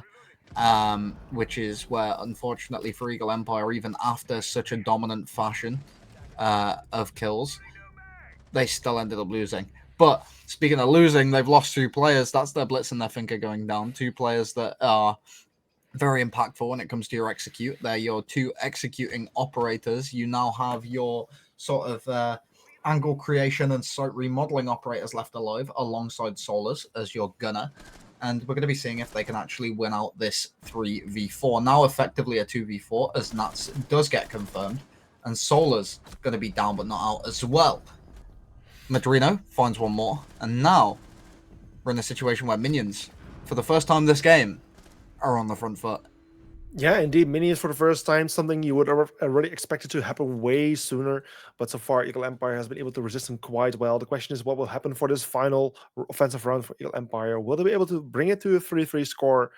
Or will in the end minions take the desired first half with a 4-2 score? We'll see.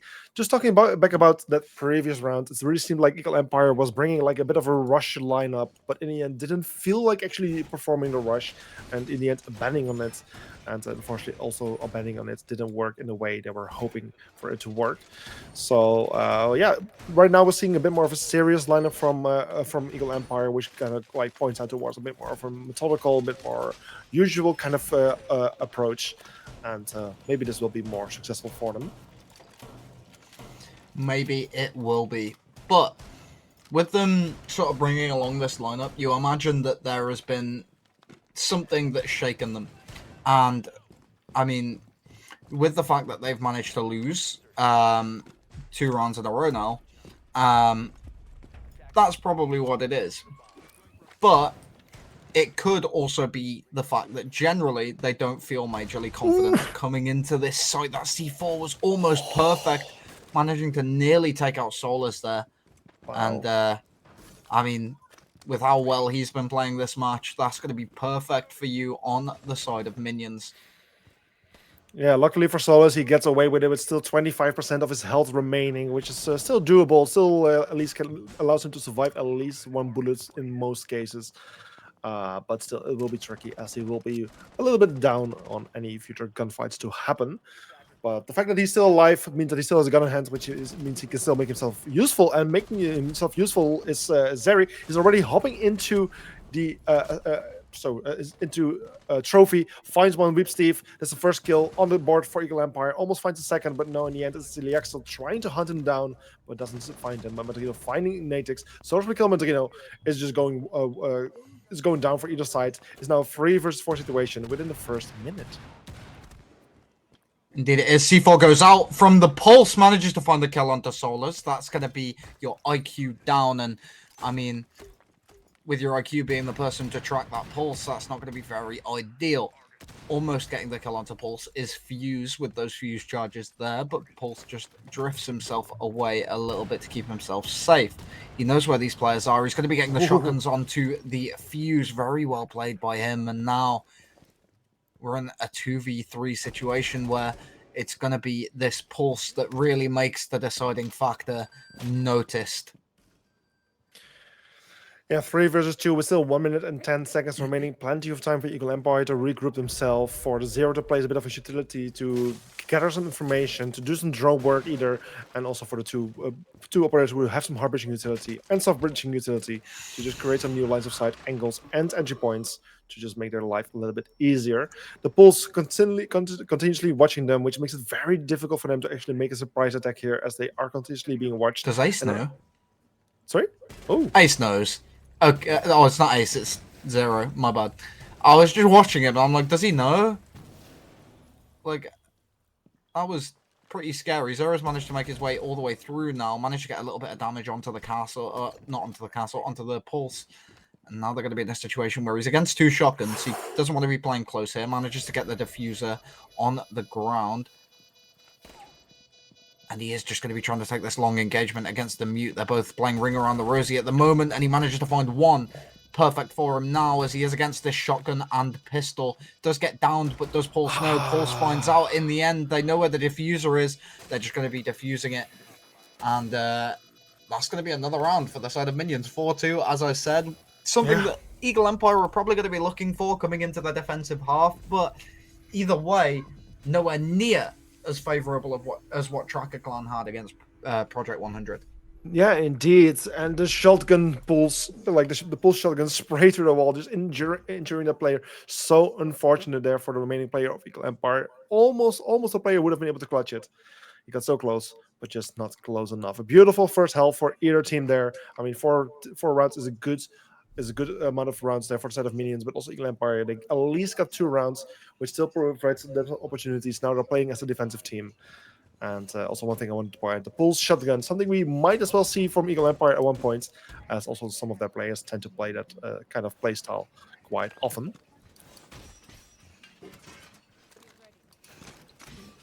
Indeed.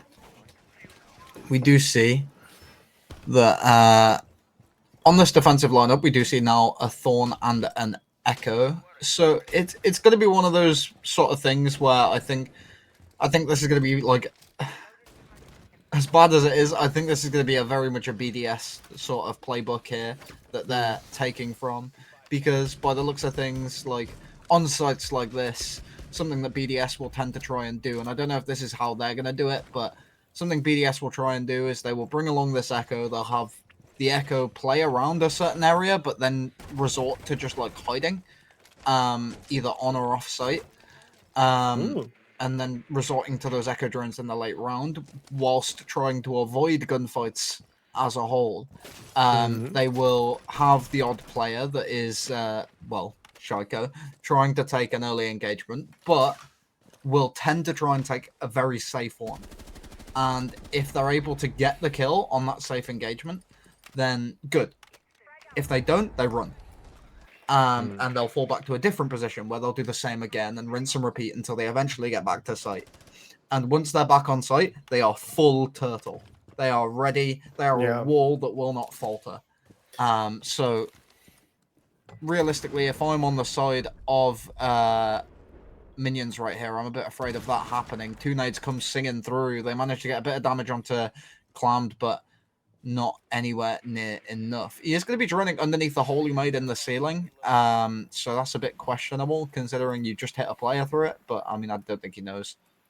So, in comes the Echo Drone. The Echo Drone going to be just viewing whatever it can. Manages to spot out that drone. And now he's just going to be...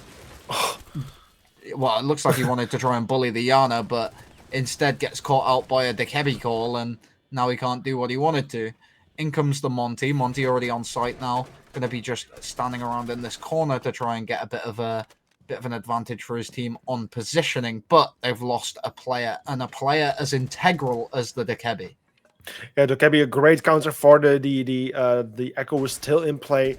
And that one will no longer be as contested as it used to be. But Hoverboard getting the first kill, making entry to the site, finding Solars and finding a second. That's Zeri taken care of as well. No longer an Echo in play. Robson on the floor and claims the last one standing. Gets finished off by Mandino. And suddenly this round ends in one big bloodbath there on the side in the favor of Minions. And therefore they score their first point on the offensive side. And further increase their advantage by bringing the score to 5-2. A fantastic fantastic pre-fire coming out of hoverboard there. Honestly, like, you can't get more textbook than that. You know they're just peeking one side. You pre-fire that side as you come round. They duck out of the way. They're gonna peek the other side. You just pre-fire it. And it's one of the most basic sort of like 1-2 sort of switch ups that you can do. And well, how else to say it than Solus fell right for it. And now the man that was 8-2, originally 8-1, also was 6-0, is now 9-5. Yeah. He's managed to get 1 kill in like 3 rounds, and he's also died 4 times. Yeah, Solar slowing down, the team not winning as many rounds anymore. It seems to be, you almost would say it's linked together, which could very much be true. It definitely is. Yeah, and it would be about time for Eagle Empire to just start performing a little bit better again, like it did in the first rounds of the first half, and finally start putting some points on the boards. Because if they don't, it will be a 6-2 score very soon. It will be minions on match point very soon, and that's something that Eagle Empire, of course, cannot be using at this moment. So Eagle Empire, wake up, start getting some points, because otherwise you will be out very soon. I think the thing about it is they started the game trying to go very balls to the walls aggressive, and they've lost the confidence to do so as the game's gone on. And when it comes down to losing the confidence as the game has gone on, and in general just playing that balls to the wall play style, you can fall into that mindset of, it didn't work this round, maybe we should switch it up. But overall, that sort of playstyle can also go down as like a, well, yeah, we lost 1 round, but it's not broken yet. We don't have any reason to fix it. And I think they're falling into that, like they're trying to fix something that isn't broken, and it's becoming an issue for them. But Solus has already found 2 on the round after another one goes down to his teammate, and it's going to be Nats left in this 1vx situation. Looks like Twitch is going to be going for a plant. The C4 doesn't quite make its mark, and now he's got to try and make his way back up those stairs. Looks like he's going to be trying to get up the solar stairs, and then even still take an engagement against both of these players. Twitch drone has spotted him out. A very funny position for the Twitch drone to be in, and now they're just going to be ready to take this double swing. They know he's up the stairs, and they take the swing, unable to find it, tries to re-swing into the 2 players that just swung him, and he's not able to find it either. Goes down, and that's going to be the round in favor of minions, bringing us to match point. Yeah, very, yes, indeed. Match point. A very unfortunate position for Nadix to find himself in, just being the defender who needs to retake his own bomb site, kind of turning into the role of an attacker, and being in a 2 versus 1 situation in that case, with the diffuse already down and the clock therefore ticking. Yeah, it's just a very difficult position to be in, and also the minions members positioning themselves so well. He didn't have much of a chance, unfortunately. Well, right now Eagle Empire is down 4 points compared to their opponents. They really need to win, make it work right now. They need to win 4 rounds in a row without losing a single to still have a chance to bring this match to overtime and have a chance to win. Because if minions wins one of the upcoming 4 rounds, then they will win this first match for them. So yeah, it's do or die for Eagle Empire. They need to make it work. They are the underdogs, so for a lot of people, this was expected to happen. But a good thing for them, Swiss, they will have more matches coming after this, as they will only be eliminated if they lose 3, and will qualify if they win 3. So there's still plenty of opportunities, even if Eagle Empire ends up losing this match right now. I mean, even with how questionable the predictions looked at the start of this game, yeah, my prediction still isn't wrong yet. Yeah. I did say like I did say 7-3. Yeah. But I also added that they might not be able to find that extra round, and I assumed that extra round would come from their attacking side. So we still have yet to see them win on the defense, I'm pretty sure. And I mean, as long as they get around on the defense, my prediction is right on the money. So, let's go, E! Get that around. Let's go, E. Get around indeed. And things are not starting well for Eagle Empire. Azari loses an incredible amount of life. He's very lucky that he's even still alive as the Echo player, with only like about 3 HP, you could say it. Also, sort of getting a lot of trouble, but getting one kill on Weep Steve.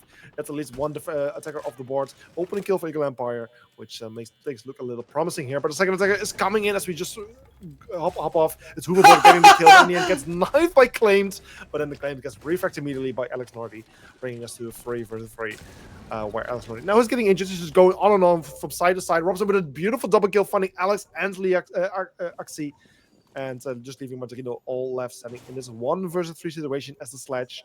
The Echo still very low HP, could easily be taken out. It gets a kill over Robson. It's a 1 versus 2, but with the Echo drone still in play, likely information is gathered continuously onto him. Very nearly a beautiful wallbang coming out there, as he does read the player position as well as he can. Is now going to be rotating back over to that bedroom door, just seeing if he can take an angle against any of these players, but both of them tucked and hiding away as he does pull out his drone. He still has 1:10 on the clock. He has a lot of time to play with if he wanted to, but he's deciding not to right now. Throws a nade over, gets caught out by the ADS. Isn't able to find anything with it. Throws the nade through. Doesn't deal any damage. Should have been close enough too, but I mean, with it not dealing damage, he's now going to be in this position where he's got to take the swing. And taking the swing against a full health mute with an SMG-11, highest DPS in the game, you're not going to have a very high chance of surviving, especially against a player with some proficiency under his name. And that name is Nat. As he swings the corner, gets taken out, and now we're in a position where if Minions win this, my prediction was right on the money. I'm knocking everything over, but my prediction was right on the money. You have a very good chance indeed of being right. 6-3 score right now. The question is, will Eagle Empire continue their win streak of 1 round? And will they be able to secure more rounds on the defense and bring this even potentially to a 6-6 score at one point? Or will Minions just let this be a one-timer and we'll end this match right here and right now with a 7-3 score? We're going to the kitchen dining bomb site. We're seeing that the pulse shotgun that I pointed out before, that is also something that Eagle Empire tends to play after Minions also used that loadout. And yeah, we'll just see how effective Zeri will be with that with a loadout. I mean, I will say, I am definitely not opposed to EE making a miracle comeback.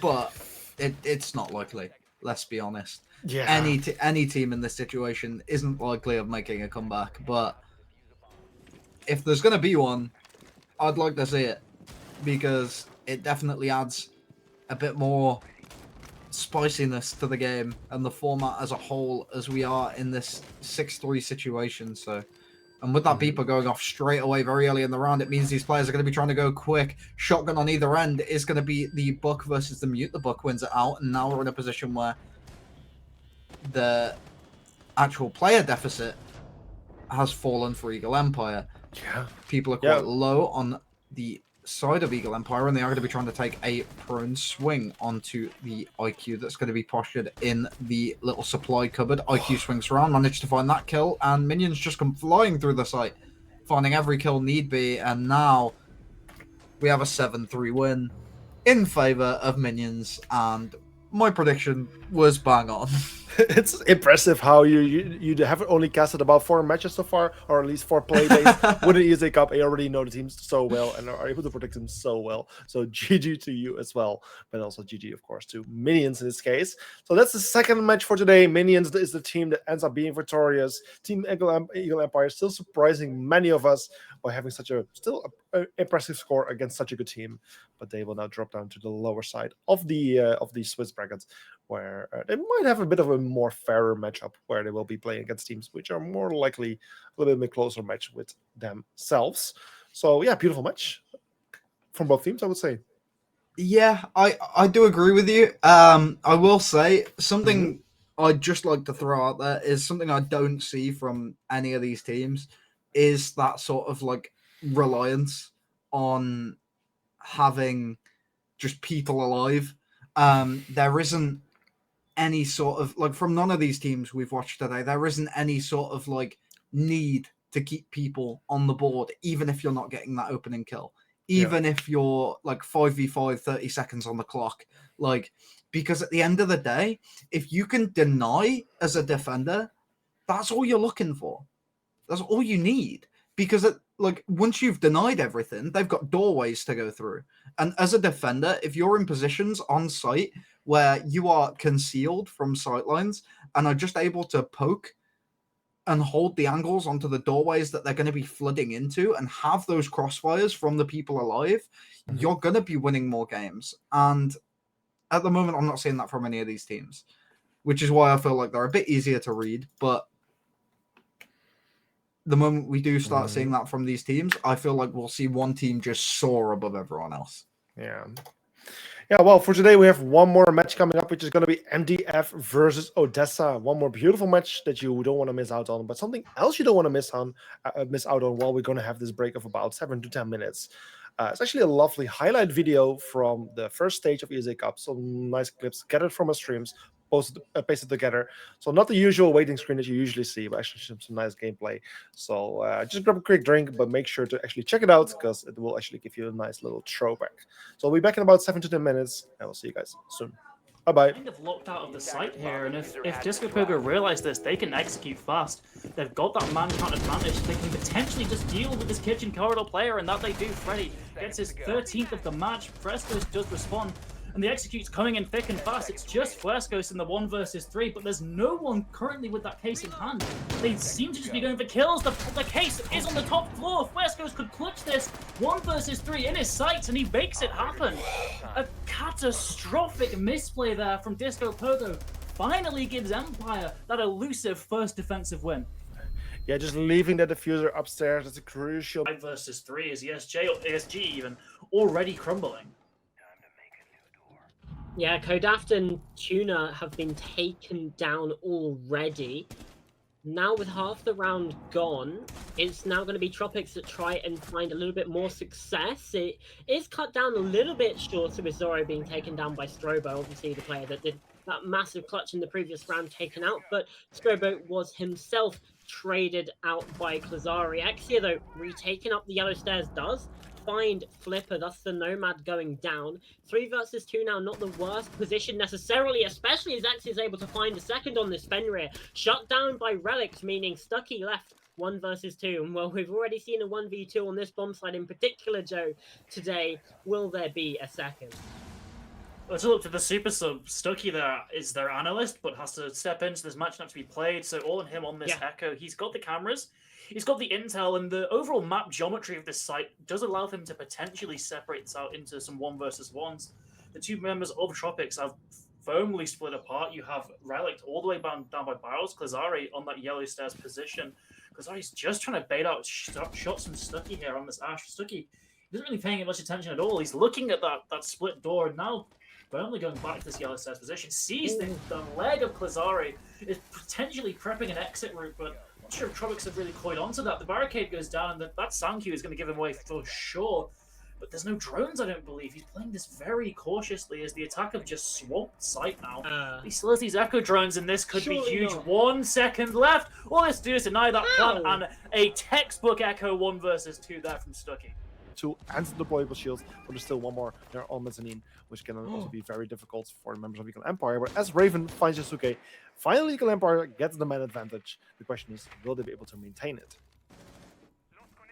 Yeah, it doesn't quite see the player that's going to be chilling on the blue stairs, but as Flores drone gets shot out, Pizza manages to find one. About to take an engagement against another, almost finds it, but Buck manages to spot him out first. And now Eternal versus the world. Sorry. Yeah, it's okay. It's okay. We now find ourselves in a 3 versus 1. Just Eternal playing a fireplace, not even inside of the bomb side, but finding himself in a very strong position actually. Because from this side, he will be seeing every single player cross the hallway where they need to come from, and especially as Zeri falls into a frost trap. Eternal gets the kill on Renji. It's only coming down to Raven. Raven can still go for the revive, but this will only leave them with 10 seconds remaining, which is a very little amount of time. Eternal can still clutch this out, especially since the time is starting to work in his advantage. Raven needs to go for defense, but gets taken out. He loses his life, and Zeri is the only one left standing and gets taken out as well. It's Eternal with a beautiful clutch here and securing this final rounds and winning this match with a 3-7 score. I thought they had it. Yes. But the Flores went to like the most awful plant position I've ever seen.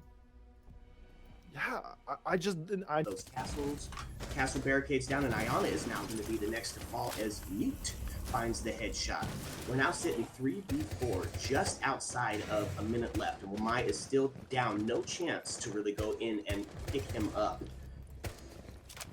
just yet. They're just gonna have to hold these long angles around him, or even just use the fact that he's just bleeding out inside of closet to waste as much time as possible, or even just use his eyesight from him being down in order to get intel on these last few attacker positionings. The frost trap is going to ignite, and with that, a player is down, and now there's only 3 players alive here from Tracker, but they still have the main advantage against 2 Molotov Gaming players inside of Tiger.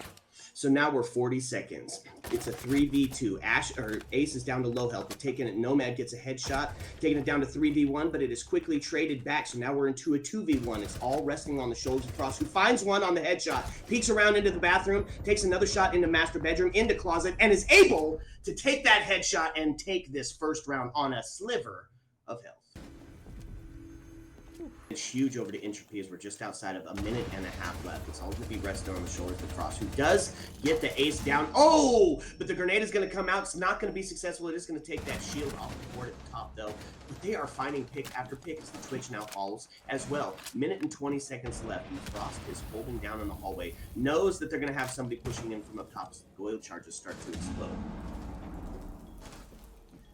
Cheeky little angle into library. Mir still does have that C4 on the board, and Ayana's going to take a look with that Gemini replicator, able to walk through the fire. And now they got the locale on where that Frost is at. Frost isn't going to move, she's going to hold that angle, trying to catch one as they're pushing down into her. And Mira holding, of course, that angle up top on to library. Let's see if her patience pays out. It does pay out. I mean, you have the nitrocell in order to deny the plant if it were to happen behind Afro, but you have a cutoff here from Pistol outside of Fireplace looking into that small closet. It's a very tight angle to hold, and it can be quite difficult to react off of the fact of that cross angle, but that's a really nice shot to react off of. Good game sense for Aya to find that kill just at the bottom of the hatch, and now he has a chance to find another, protects his teammate. And now it's all up to Hasi in the 1v2, finds one, can isolate the other. Tatters now in gaming sight, but misses the shot. This Hasi, Tatters puts his team 5-4 up against Entropy Gaming off of some really clutch play coming in from his teammate in that bar site. Go and find another one off Hexagon. And this game is slowly slipping away from Tracker as, you know, they had their fun, but now they can't recall from it. As a player, it's also going to be a Frostmat there as well. Frostmat's shown their high utility. If this was test server, he could have got out of it, but unfortunately, that is not going to be the case. And a double kill comes in here for Fengu, as another one could tend to be found here, and tries to touch shots onto the rock, but he's not going to quite able to land those shots, as the attack is now going to kind of recoup itself and get itself back onto the breach. I don't think he's going to be too aware of this rotate that's happening, as that garage has now been evacuated. Knows the player's on breach. Can he find the shot? Lands him across. Not going to quite find anyone as a player. Finds it. Boom! Headshot onto Aki. And it's all left into a 1-versus-1 situation. Match point. The game is on the line. Not player through the breach. That breach is not even open that much fully. All the pressure is on here now on to Baku, who has had an amazing round so far. Has pulled this round back for the attackers.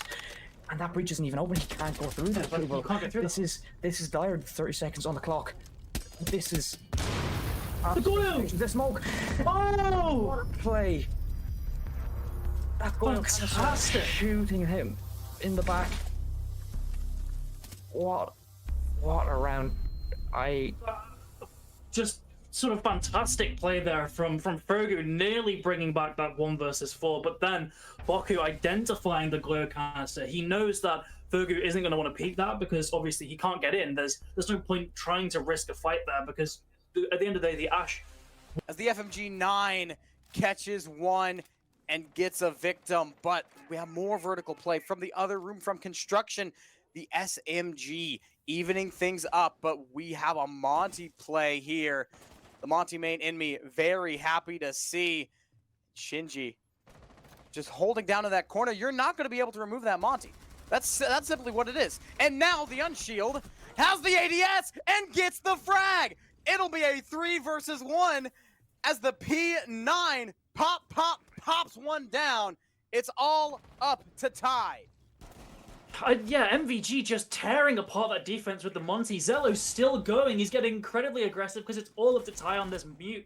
Stuck alone, gets the knife incredibly so, and gets the shotgun as well. What a colossal bounce back from Legacy there, but I thought for sure MVG had won that. They had no real response to the Monty, but Ty Flosion just goes insane.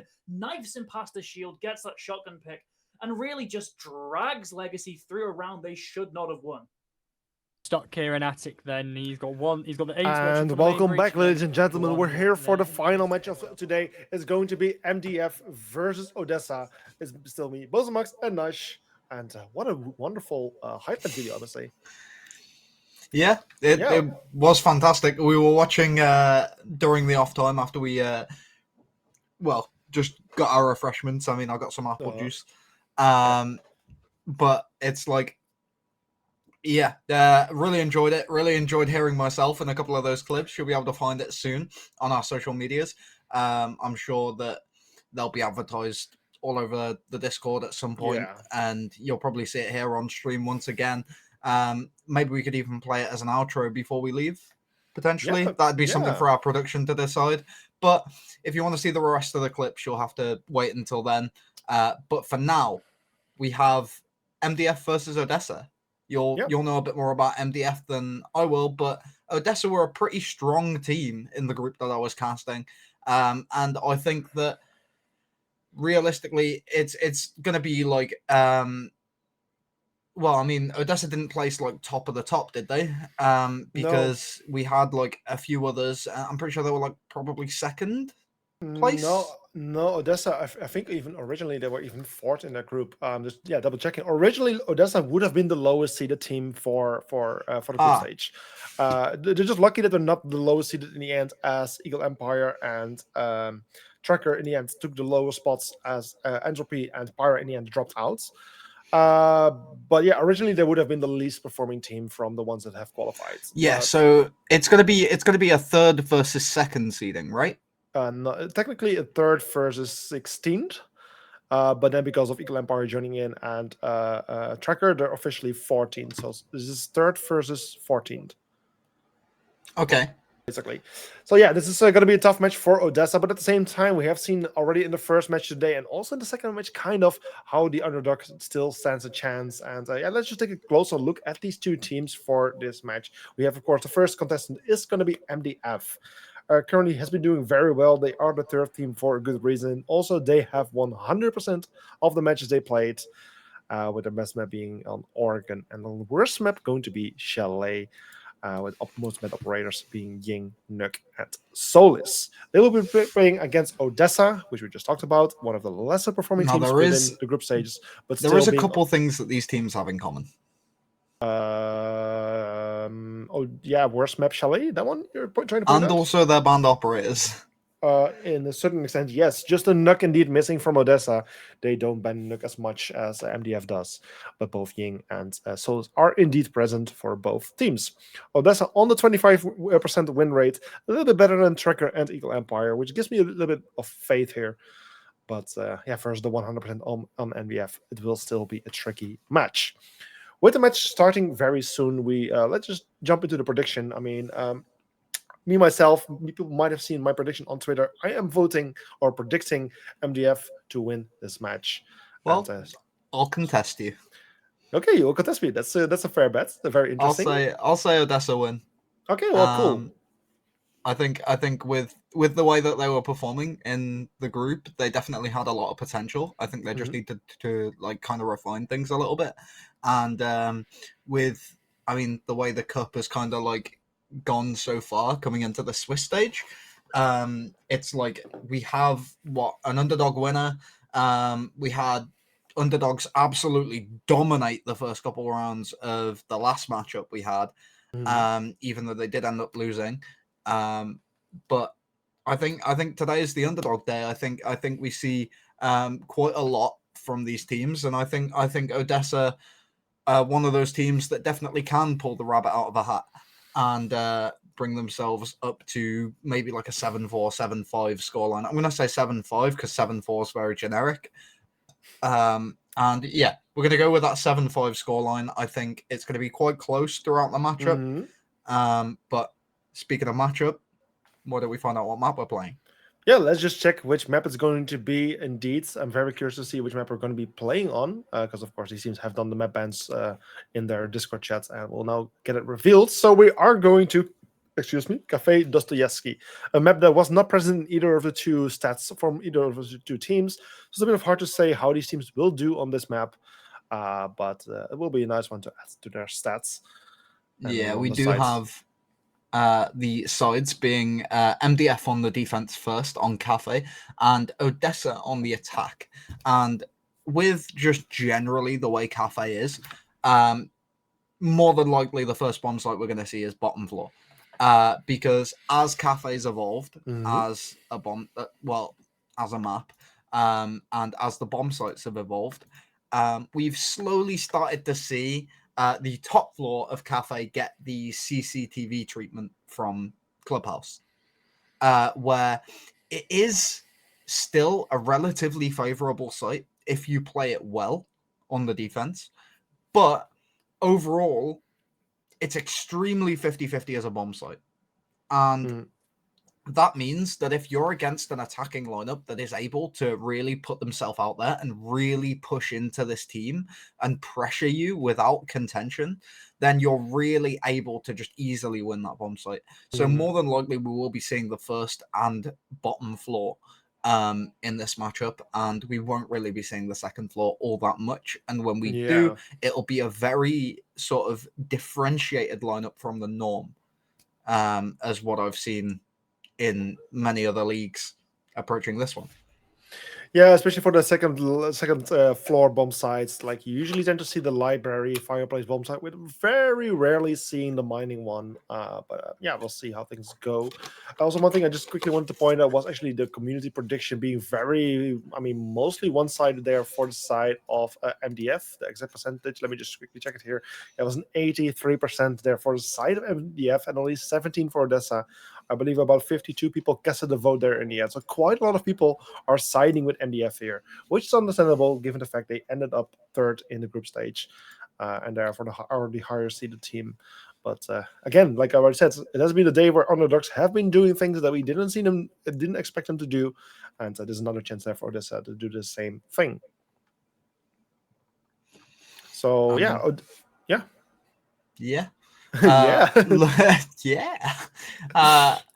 As this matchup is relatively ready to be underway, it should be starting soon.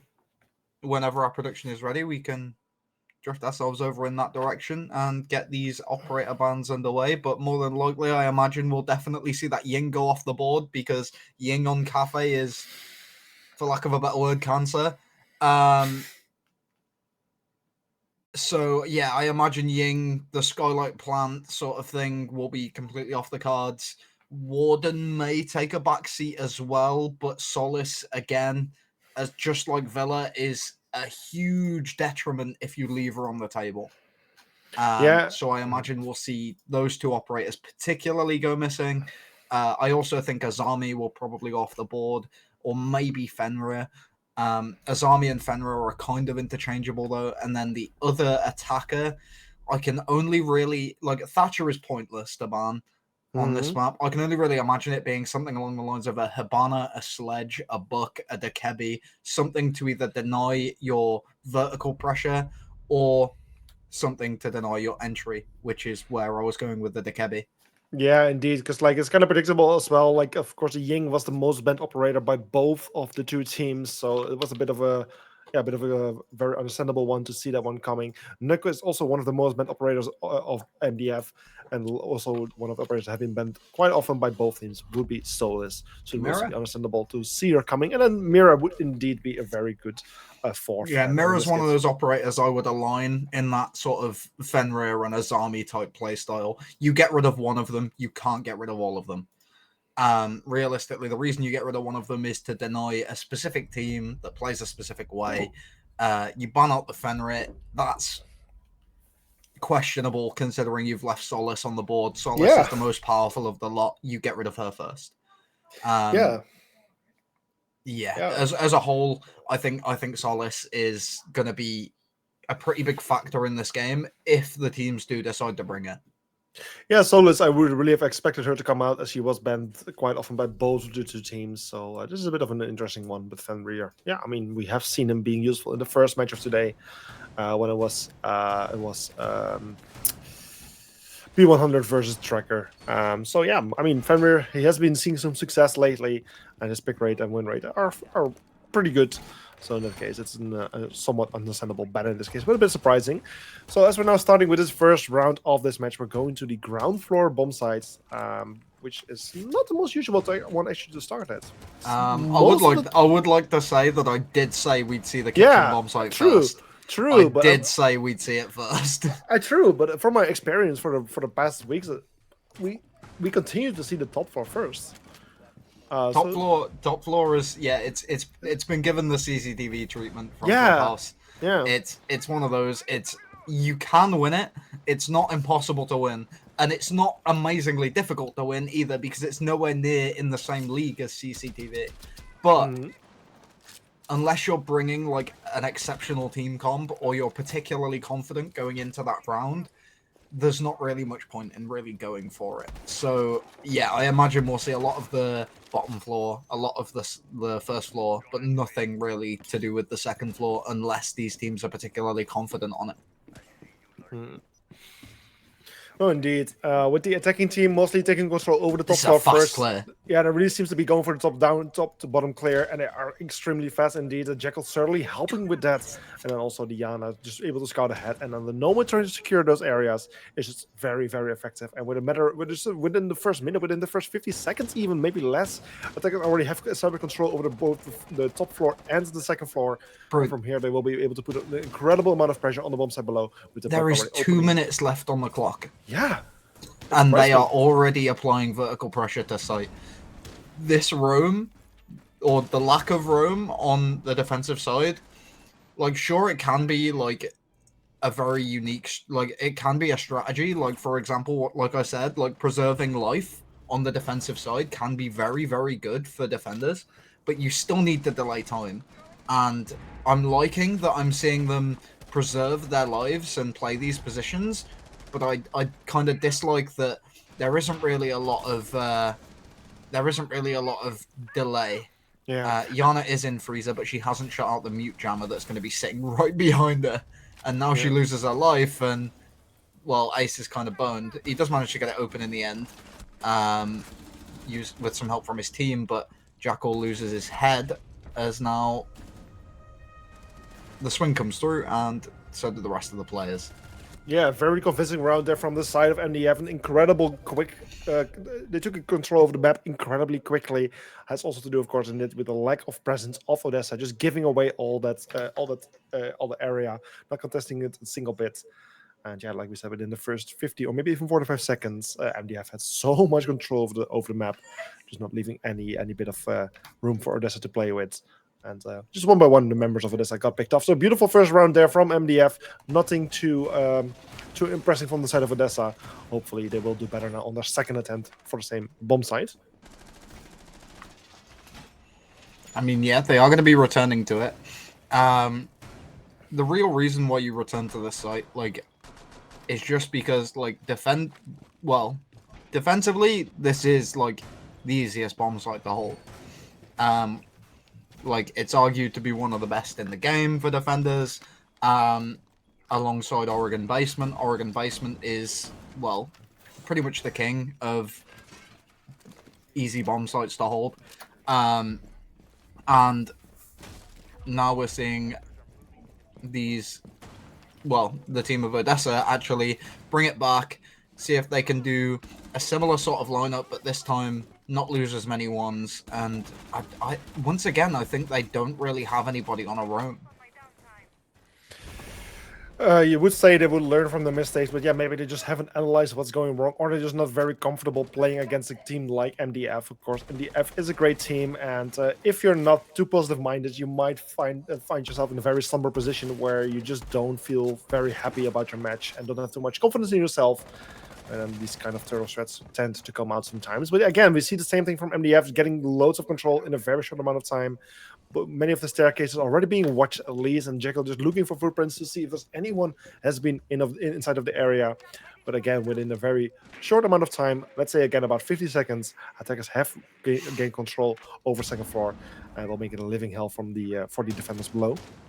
Yeah, this time there was a little bit more caution coming out of the book, as he did try and pay a little bit more close attention towards the like second level of white stairs, as there could have been a player sort of hanging around. Like normally you'll see like a bit of a linger play on sites like this and Oregon Basement, where you'll sort of linger around on one of the staircases and see if you can catch someone out as they do try and get themselves into a position to contest one of your power positions.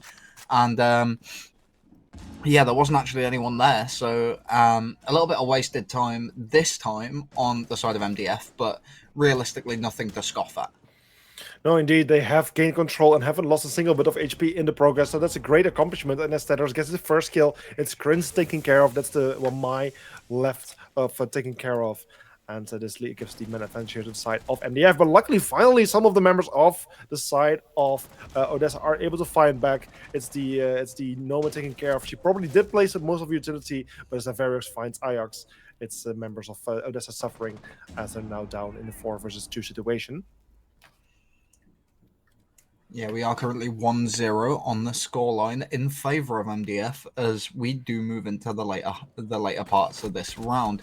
It is going to be a 1v4 though. In the end, QB has to go massive here as he is going to be holding off the default plant from Freezer, just seeing if he can catch anybody out as they come to that position. Is going to be Ace that decides to come out of that door, almost gets his head taken clean off as he tries to take the peek onto the Jackal. The Yana's going to be watching. She shakes her head in the kill cam, and that is going to be another round for MDF. Yeah, I would say Odessa has been improving a little bit on their second attempt on the same bomb site, but still it wasn't good enough. Not having any roamer presence whatsoever is just giving so much free space to MDF, and MDF so far has been able to benefit so much from it that I would say it will be a good moment for Odessa to just start learning from the mistake and somehow start doing something about this. The good thing, however, is that they're going to Bar Cocktail Lounge where having roamers on other floors isn't entirely necessary. So hopefully this will work out a little bit better for them. Indeed, as now we are going to, as you said, the top floor. As I've discussed already, it's one of those sites. You've got Ying off the board. That's a very big good thing. You've got Knock off the board, so you don't have to worry about being crept up on from White Stairs, or you don't have to worry about that man on Heaven Window that decides to try and flash into Cocktail and then swing in. And because you've got nobody in No Man's Land, or Shiko as some people call it, and you've got no one able to contest like a Warden or a Jaeger inside of that Cocktail, you're kind of left in the bin. So in general, those two operators being off the board for the attackers is going to make it a bit harder for them to actually contest this top floor. Now they do have the Warden and the Solace below on the defensive side, which is going to be very good for them. As well, I mean, the Solace is just stupidly powerful, and with how destructible this site is, no matter where you try and plant, even on top of the minibars, there's a sightline. And as long as she has impacts, which indeed she does, she's able to see you. She doesn't have to go directly for you. She just has to go for the boards because the metal beams are actually in line with you. They're not parallel to you. So the sightline onto you is perfect. Yeah, members of MDF just waiting here, just right in position, waiting for the first shots to be made. And in the end, the shots are made.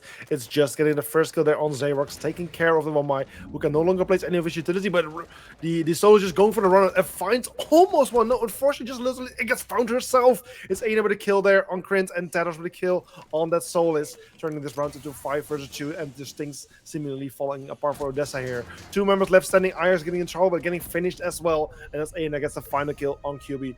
It's just a very, very quick and deadly round there, going into the favor of MDF, securing 1 more point and turning this match into a 3-0. And MDF are playing absolutely phenomenally right now. If you're gonna take a pause on the defensive side, I'd say now's the best time to do it. You're at the cusp of the first half of the first quarter, so realistically, you really want to make some changes now. If you're going to make a difference coming into the rest of this match, you need it to be now. We're going to this bottom floor bomb site for the 3rd time, which I really don't like.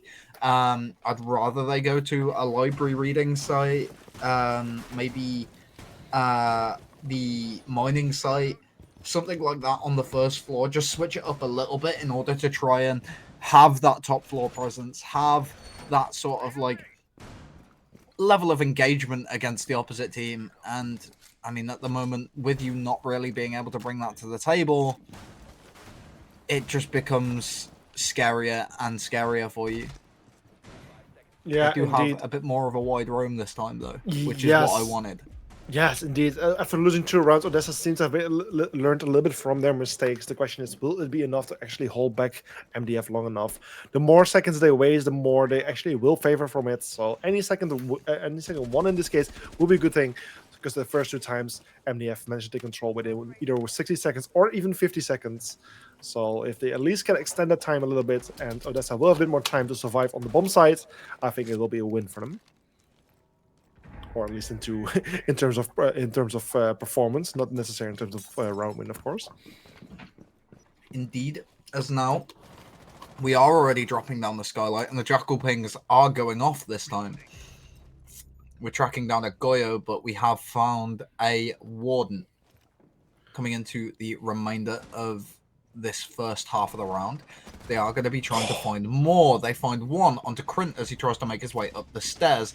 Xerox soon follows, as now we're in a really powerful position on the side of oh no, I've lost it. MDF. I'm losing my mind. And now they're just going to be trying to take more and more engagements up the stairs. Another one out from Hassi, and now we're in a position where it's a 1v5 once again. And this could be a 2nd flawless round in a row. It is! Wow. With the pistol! Yeah, just things going so well for MDF, and even with Odessa trying to adjust their approach, just trying to just roam a little bit more, the thing they achieved instead is just giving their lives away more sooner instead. And the roam, unfortunately, just not working out for them. And yeah, a 4-0 tactical timeout coming out from them, which is very understandable. Whatever they've been doing so far, it's not working, and they need to find something that works, because otherwise this match is going to be finished very, very soon. Well, changes that need to be made on the side of Odessa, I'll be as quickly as I can, but changes that need to be made. You need to preserve your life more. You need to roam more, though. And the way to contrast those 2 things is go on a roam, play those safe positions, bring some utility with you to that 2nd or to that 1st or even 2nd floor while you're playing that 1st floor kitchens or bottom floor kitchen site, and then make like a little mini site somewhere. Yeah. Because what you want is you want to deny hatch. You want to deny the vertical pressure from the site. So you need some sort of pressure in trains, which usually you can just put like a pulse in there for when they take piano control and make their way down. Then you need to be able to deny the little meeting room. So you set a player in there.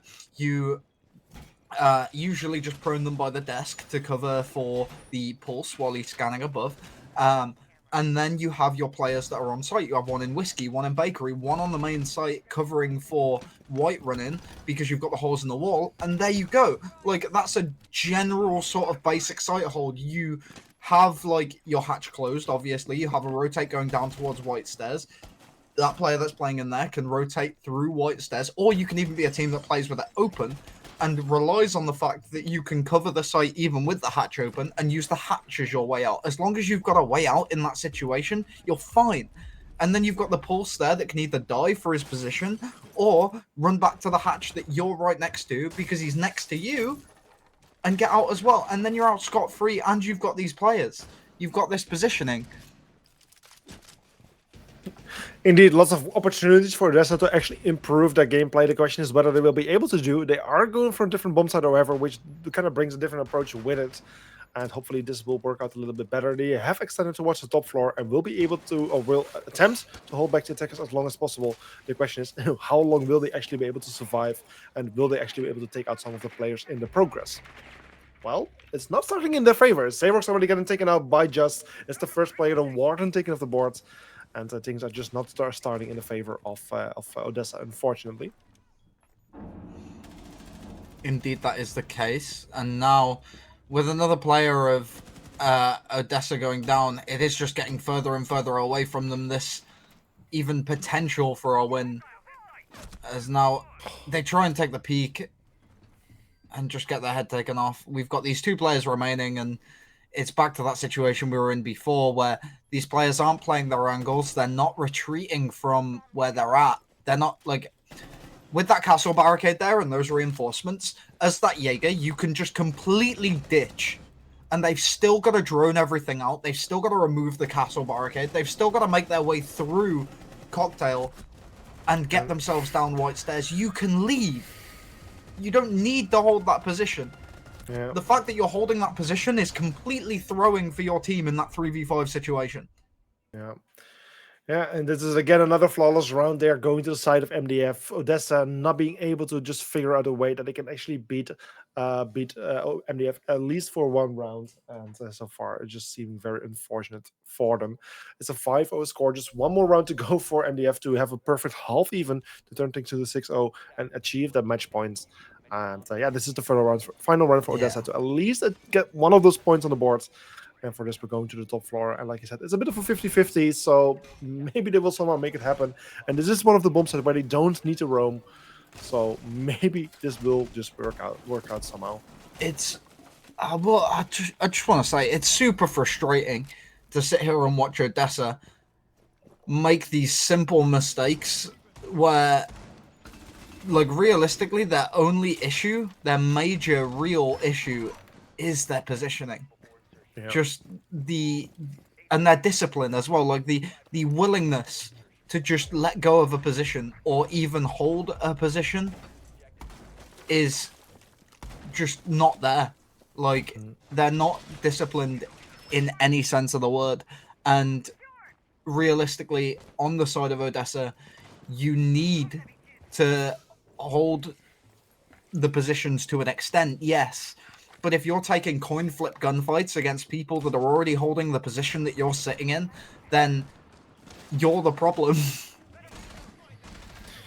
Yeah, unfortunately, that's true. So it's a good moment for Odessa to finally start winning some rounds, to get some opening kills and not get killed too early. And that's working in their favor. It's Scooby getting a first kill there on Aina. That's the Nomad already taken off the board, which is a good thing for the side of Odessa. She will no longer be able to place any of her utility, which could potentially disrupt Odessa. But then, unfortunately, just with the kill there on Ajax, equalizing things again, turning things to 4-4. Now with Varys also getting killed on Grint, excuse me, it's falling apart for the side of Odessa already.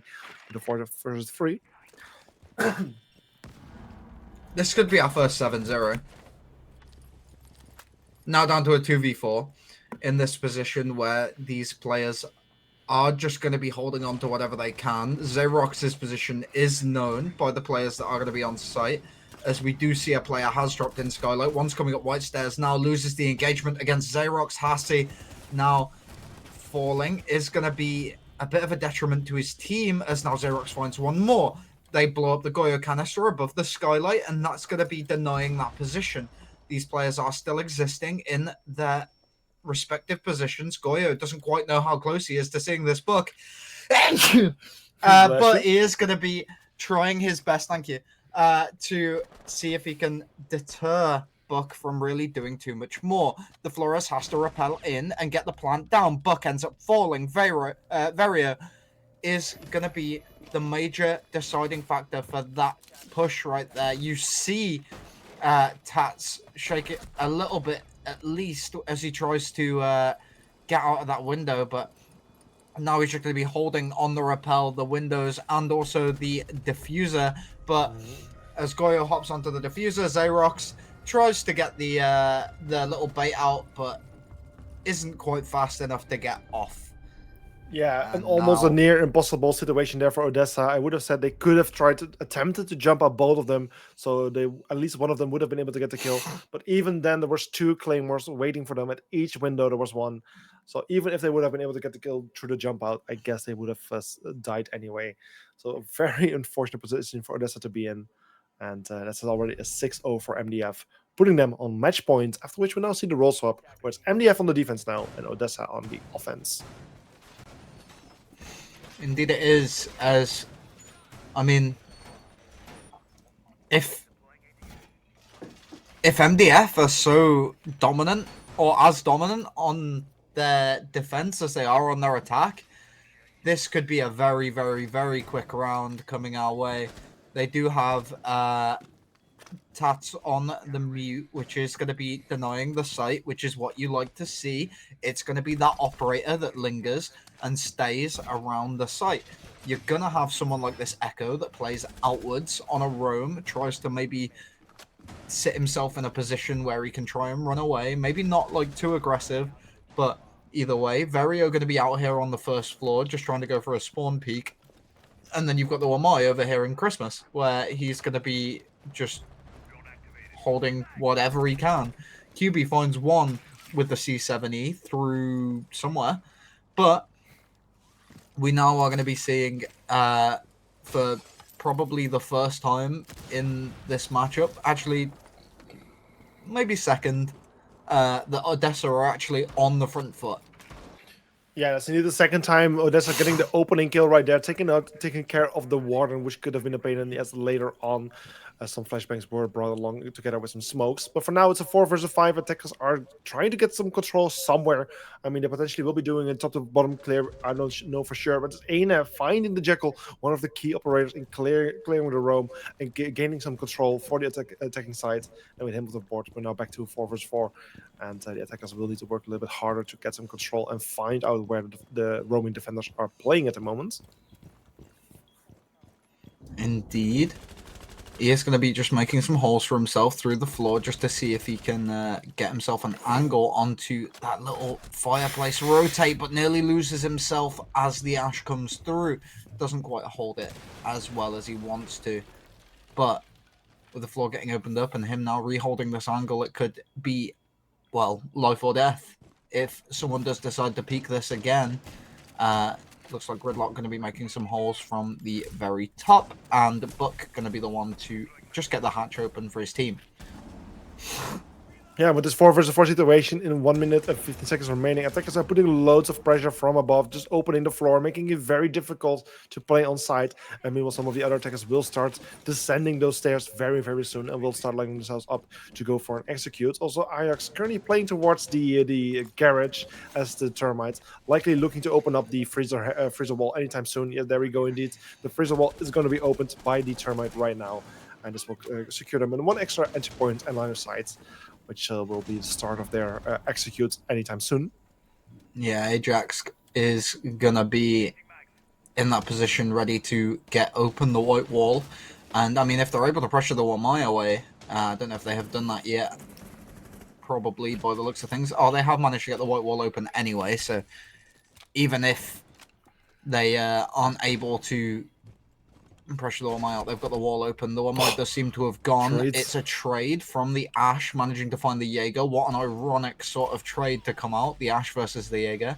Now they're going to be just trying to take the engagement into the site. They lean, they peek straight into a shotgun that's going to be on the mute. Now they're going to be moving over towards the half wall in order to get the plant down, but they know there's an Echo on side. The Echo doesn't quite have cams for the situation and is just going to have to try and swing in. They find the kill onto the Buck, and now they're looking for the kill onto the Gridlock. Gridlock's still alive, unable to find the final kill, and that is going to be the round, the match, and the series to MDF. A 7-0 flawless win here for the side of MDF. A beautiful, beautiful first match for them, and therefore securing themselves a spot in the second upper round of the Swiss bracket. A beautiful first match of them, the most one-sided match we have seen this evening. And It's as one-sided as it gets. it's as one-sided as it gets. There's no way to make it more one-sided than this. And yeah, it's a beautiful way to end this evening with such a banger with an MDF 7-0 win. Yeah, there's not really a lot to say. Odessa made very simple mistakes, things that are very easy to correct, and I'm sure they'll bounce back much stronger than what they even did previous. So I imagine that as a team, Odessa are probably taking this loss quite hard and really just kind of beating themselves up about it. But once they come to realize that it's not the end of the world and they're still in this tournament, they are still able to really make a name for themselves, they are going to be correcting those small mistakes and they will come back stronger. Whereas MDF in that position, yes, they've just won 7-0. Yes, they've just proven their dominance, but they're now the team that everybody's looking at. Yeah, indeed. And of course, like I said, it's a Swiss brackets. It's not all over for any of the teams who have lost today, of course, because they will be going to the lower side of the second round of the Swiss brackets, and where the teams will be playing against the other losers. So in this case, Odessa was the third seeded team, the third lowest seeded team. They will be playing against the third highest seeded team, which is in the lower brackets. And yeah, of course, there they will have a much better chance to actually win a match, as the teams will be much closer towards each other in terms of performance. So a beautiful way to end this match for today. Like we already said, we will be back tomorrow with more matches. The match coming up tomorrow are going to be Kanji versus Bulls, Team Misclick versus Arsh, and Penta versus Legacy Avengers. So 3 more beautiful matches coming up to you. For you, which are going to be casted by both Pubel and Axia, who is going to try attempting casting for the first time. So we'll see how that goes. But for now, it's for me and Nash. Don't go away yet, because we do have the final 3 rounds of that highlight video that you saw, like the top 3 of that highlight video that we were watching earlier in the little break time coming up. So just stay a little bit longer, watch those. And for now, I wish everyone a very good evening, and I'll thank you all for watching. See you later. Bye bye. Happy ranked gaming. He's got the ace watching for the main breach, and then and basically everyone else around him. But nonetheless, Black does try and swing, take some shots, isn't found, and well, he's gonna jump in. What's the Iana doing? Tiro, what are you doing? Black claims Tiro, when well now it's all going a bit wrong in a 2 versus 3 now for Tropics, and a 1 versus 3. Sorry, Penta surely to close this out, but Black has something to say about it. Injures 1, and well, down but not out just yet, not to be claimed. Thomas doesn't know. 1 more. Black, how does he know? It's only 1 left to keep his team in this for just 1 more round. Black does get the collection though onto Nesto. Tim, now the last one alive. Relic still downed, but definitely not going to be recovered. Still providing a little bit of information until being finally taken down by the L8 of Tim. But now he knows that Black is going to be playing around this angle. Can't swing round the corner though. And Black shuts it down yet again. A clutch coming through from Tropics, from Black in particular, to get their 3rd round on the board, and Penta struggling to find their 7th. And again, we see that match point. They've had like 5 match points. Hachi goes down, Frost and Jaeger taken off the board, and Bassi, once again, there's another one. Virgu, AK-12, headshot central. And this round might just be an easy win for Tracker Clan. It's a 5 versus 2. We've seen 5 versus 2 clutches before, but this is a very different Tracker Clan. 1v5. Koala, what can you do? The kunais, I don't know if they're going to save you here. You got a couple barriers up. Catches 1 off guard, maybe even a second. Diffuser's going to go down. They're going to need a lot more. Triple No kill. way. 919. Raining down, headshots found, and it's a 1 versus 2 still, not out of the woods just yet. You're still going up against double your own manpower, but it's looking a lot more likely this time. Fergu's going to come in to support. The Fuser going to go down, going to try to come it off on the flank. They don't expect it. They don't know. They don't see through the hole. Some damage done. Koala still alive, but the Diffuser's going to go down. 9 bullets left. The player gets down, Ayana, day 50 in hand, and a 1v5 denial. Fergu saves it by a sliver. Yeah, Tracker Clan, they do end up pulling back. Rise is just sort of left in the dust here. There's only one defender left on the ground floor. Just make that non-rise is a trap on the second floor, and the defense potentially get on site, but Dicker, the diffuser carrier gets taken down. Yeah, well, at least the thing is they now know of this position. Rise is going to get cleared out of here, at least you assume. Diffuser has been regathered by HE and it just gets out of dodge, and well, they might just try and get to the bomb site. Rise has dropped though, gets a wall round to HE, who was already so low. Beam goes down as well. It's a triple kill, and AJ now has to rotate back up these stairs. And the thing is, Rise is watching the Warden. SMG-12, oh, the shots are a little bit scrappy, and they don't quite land.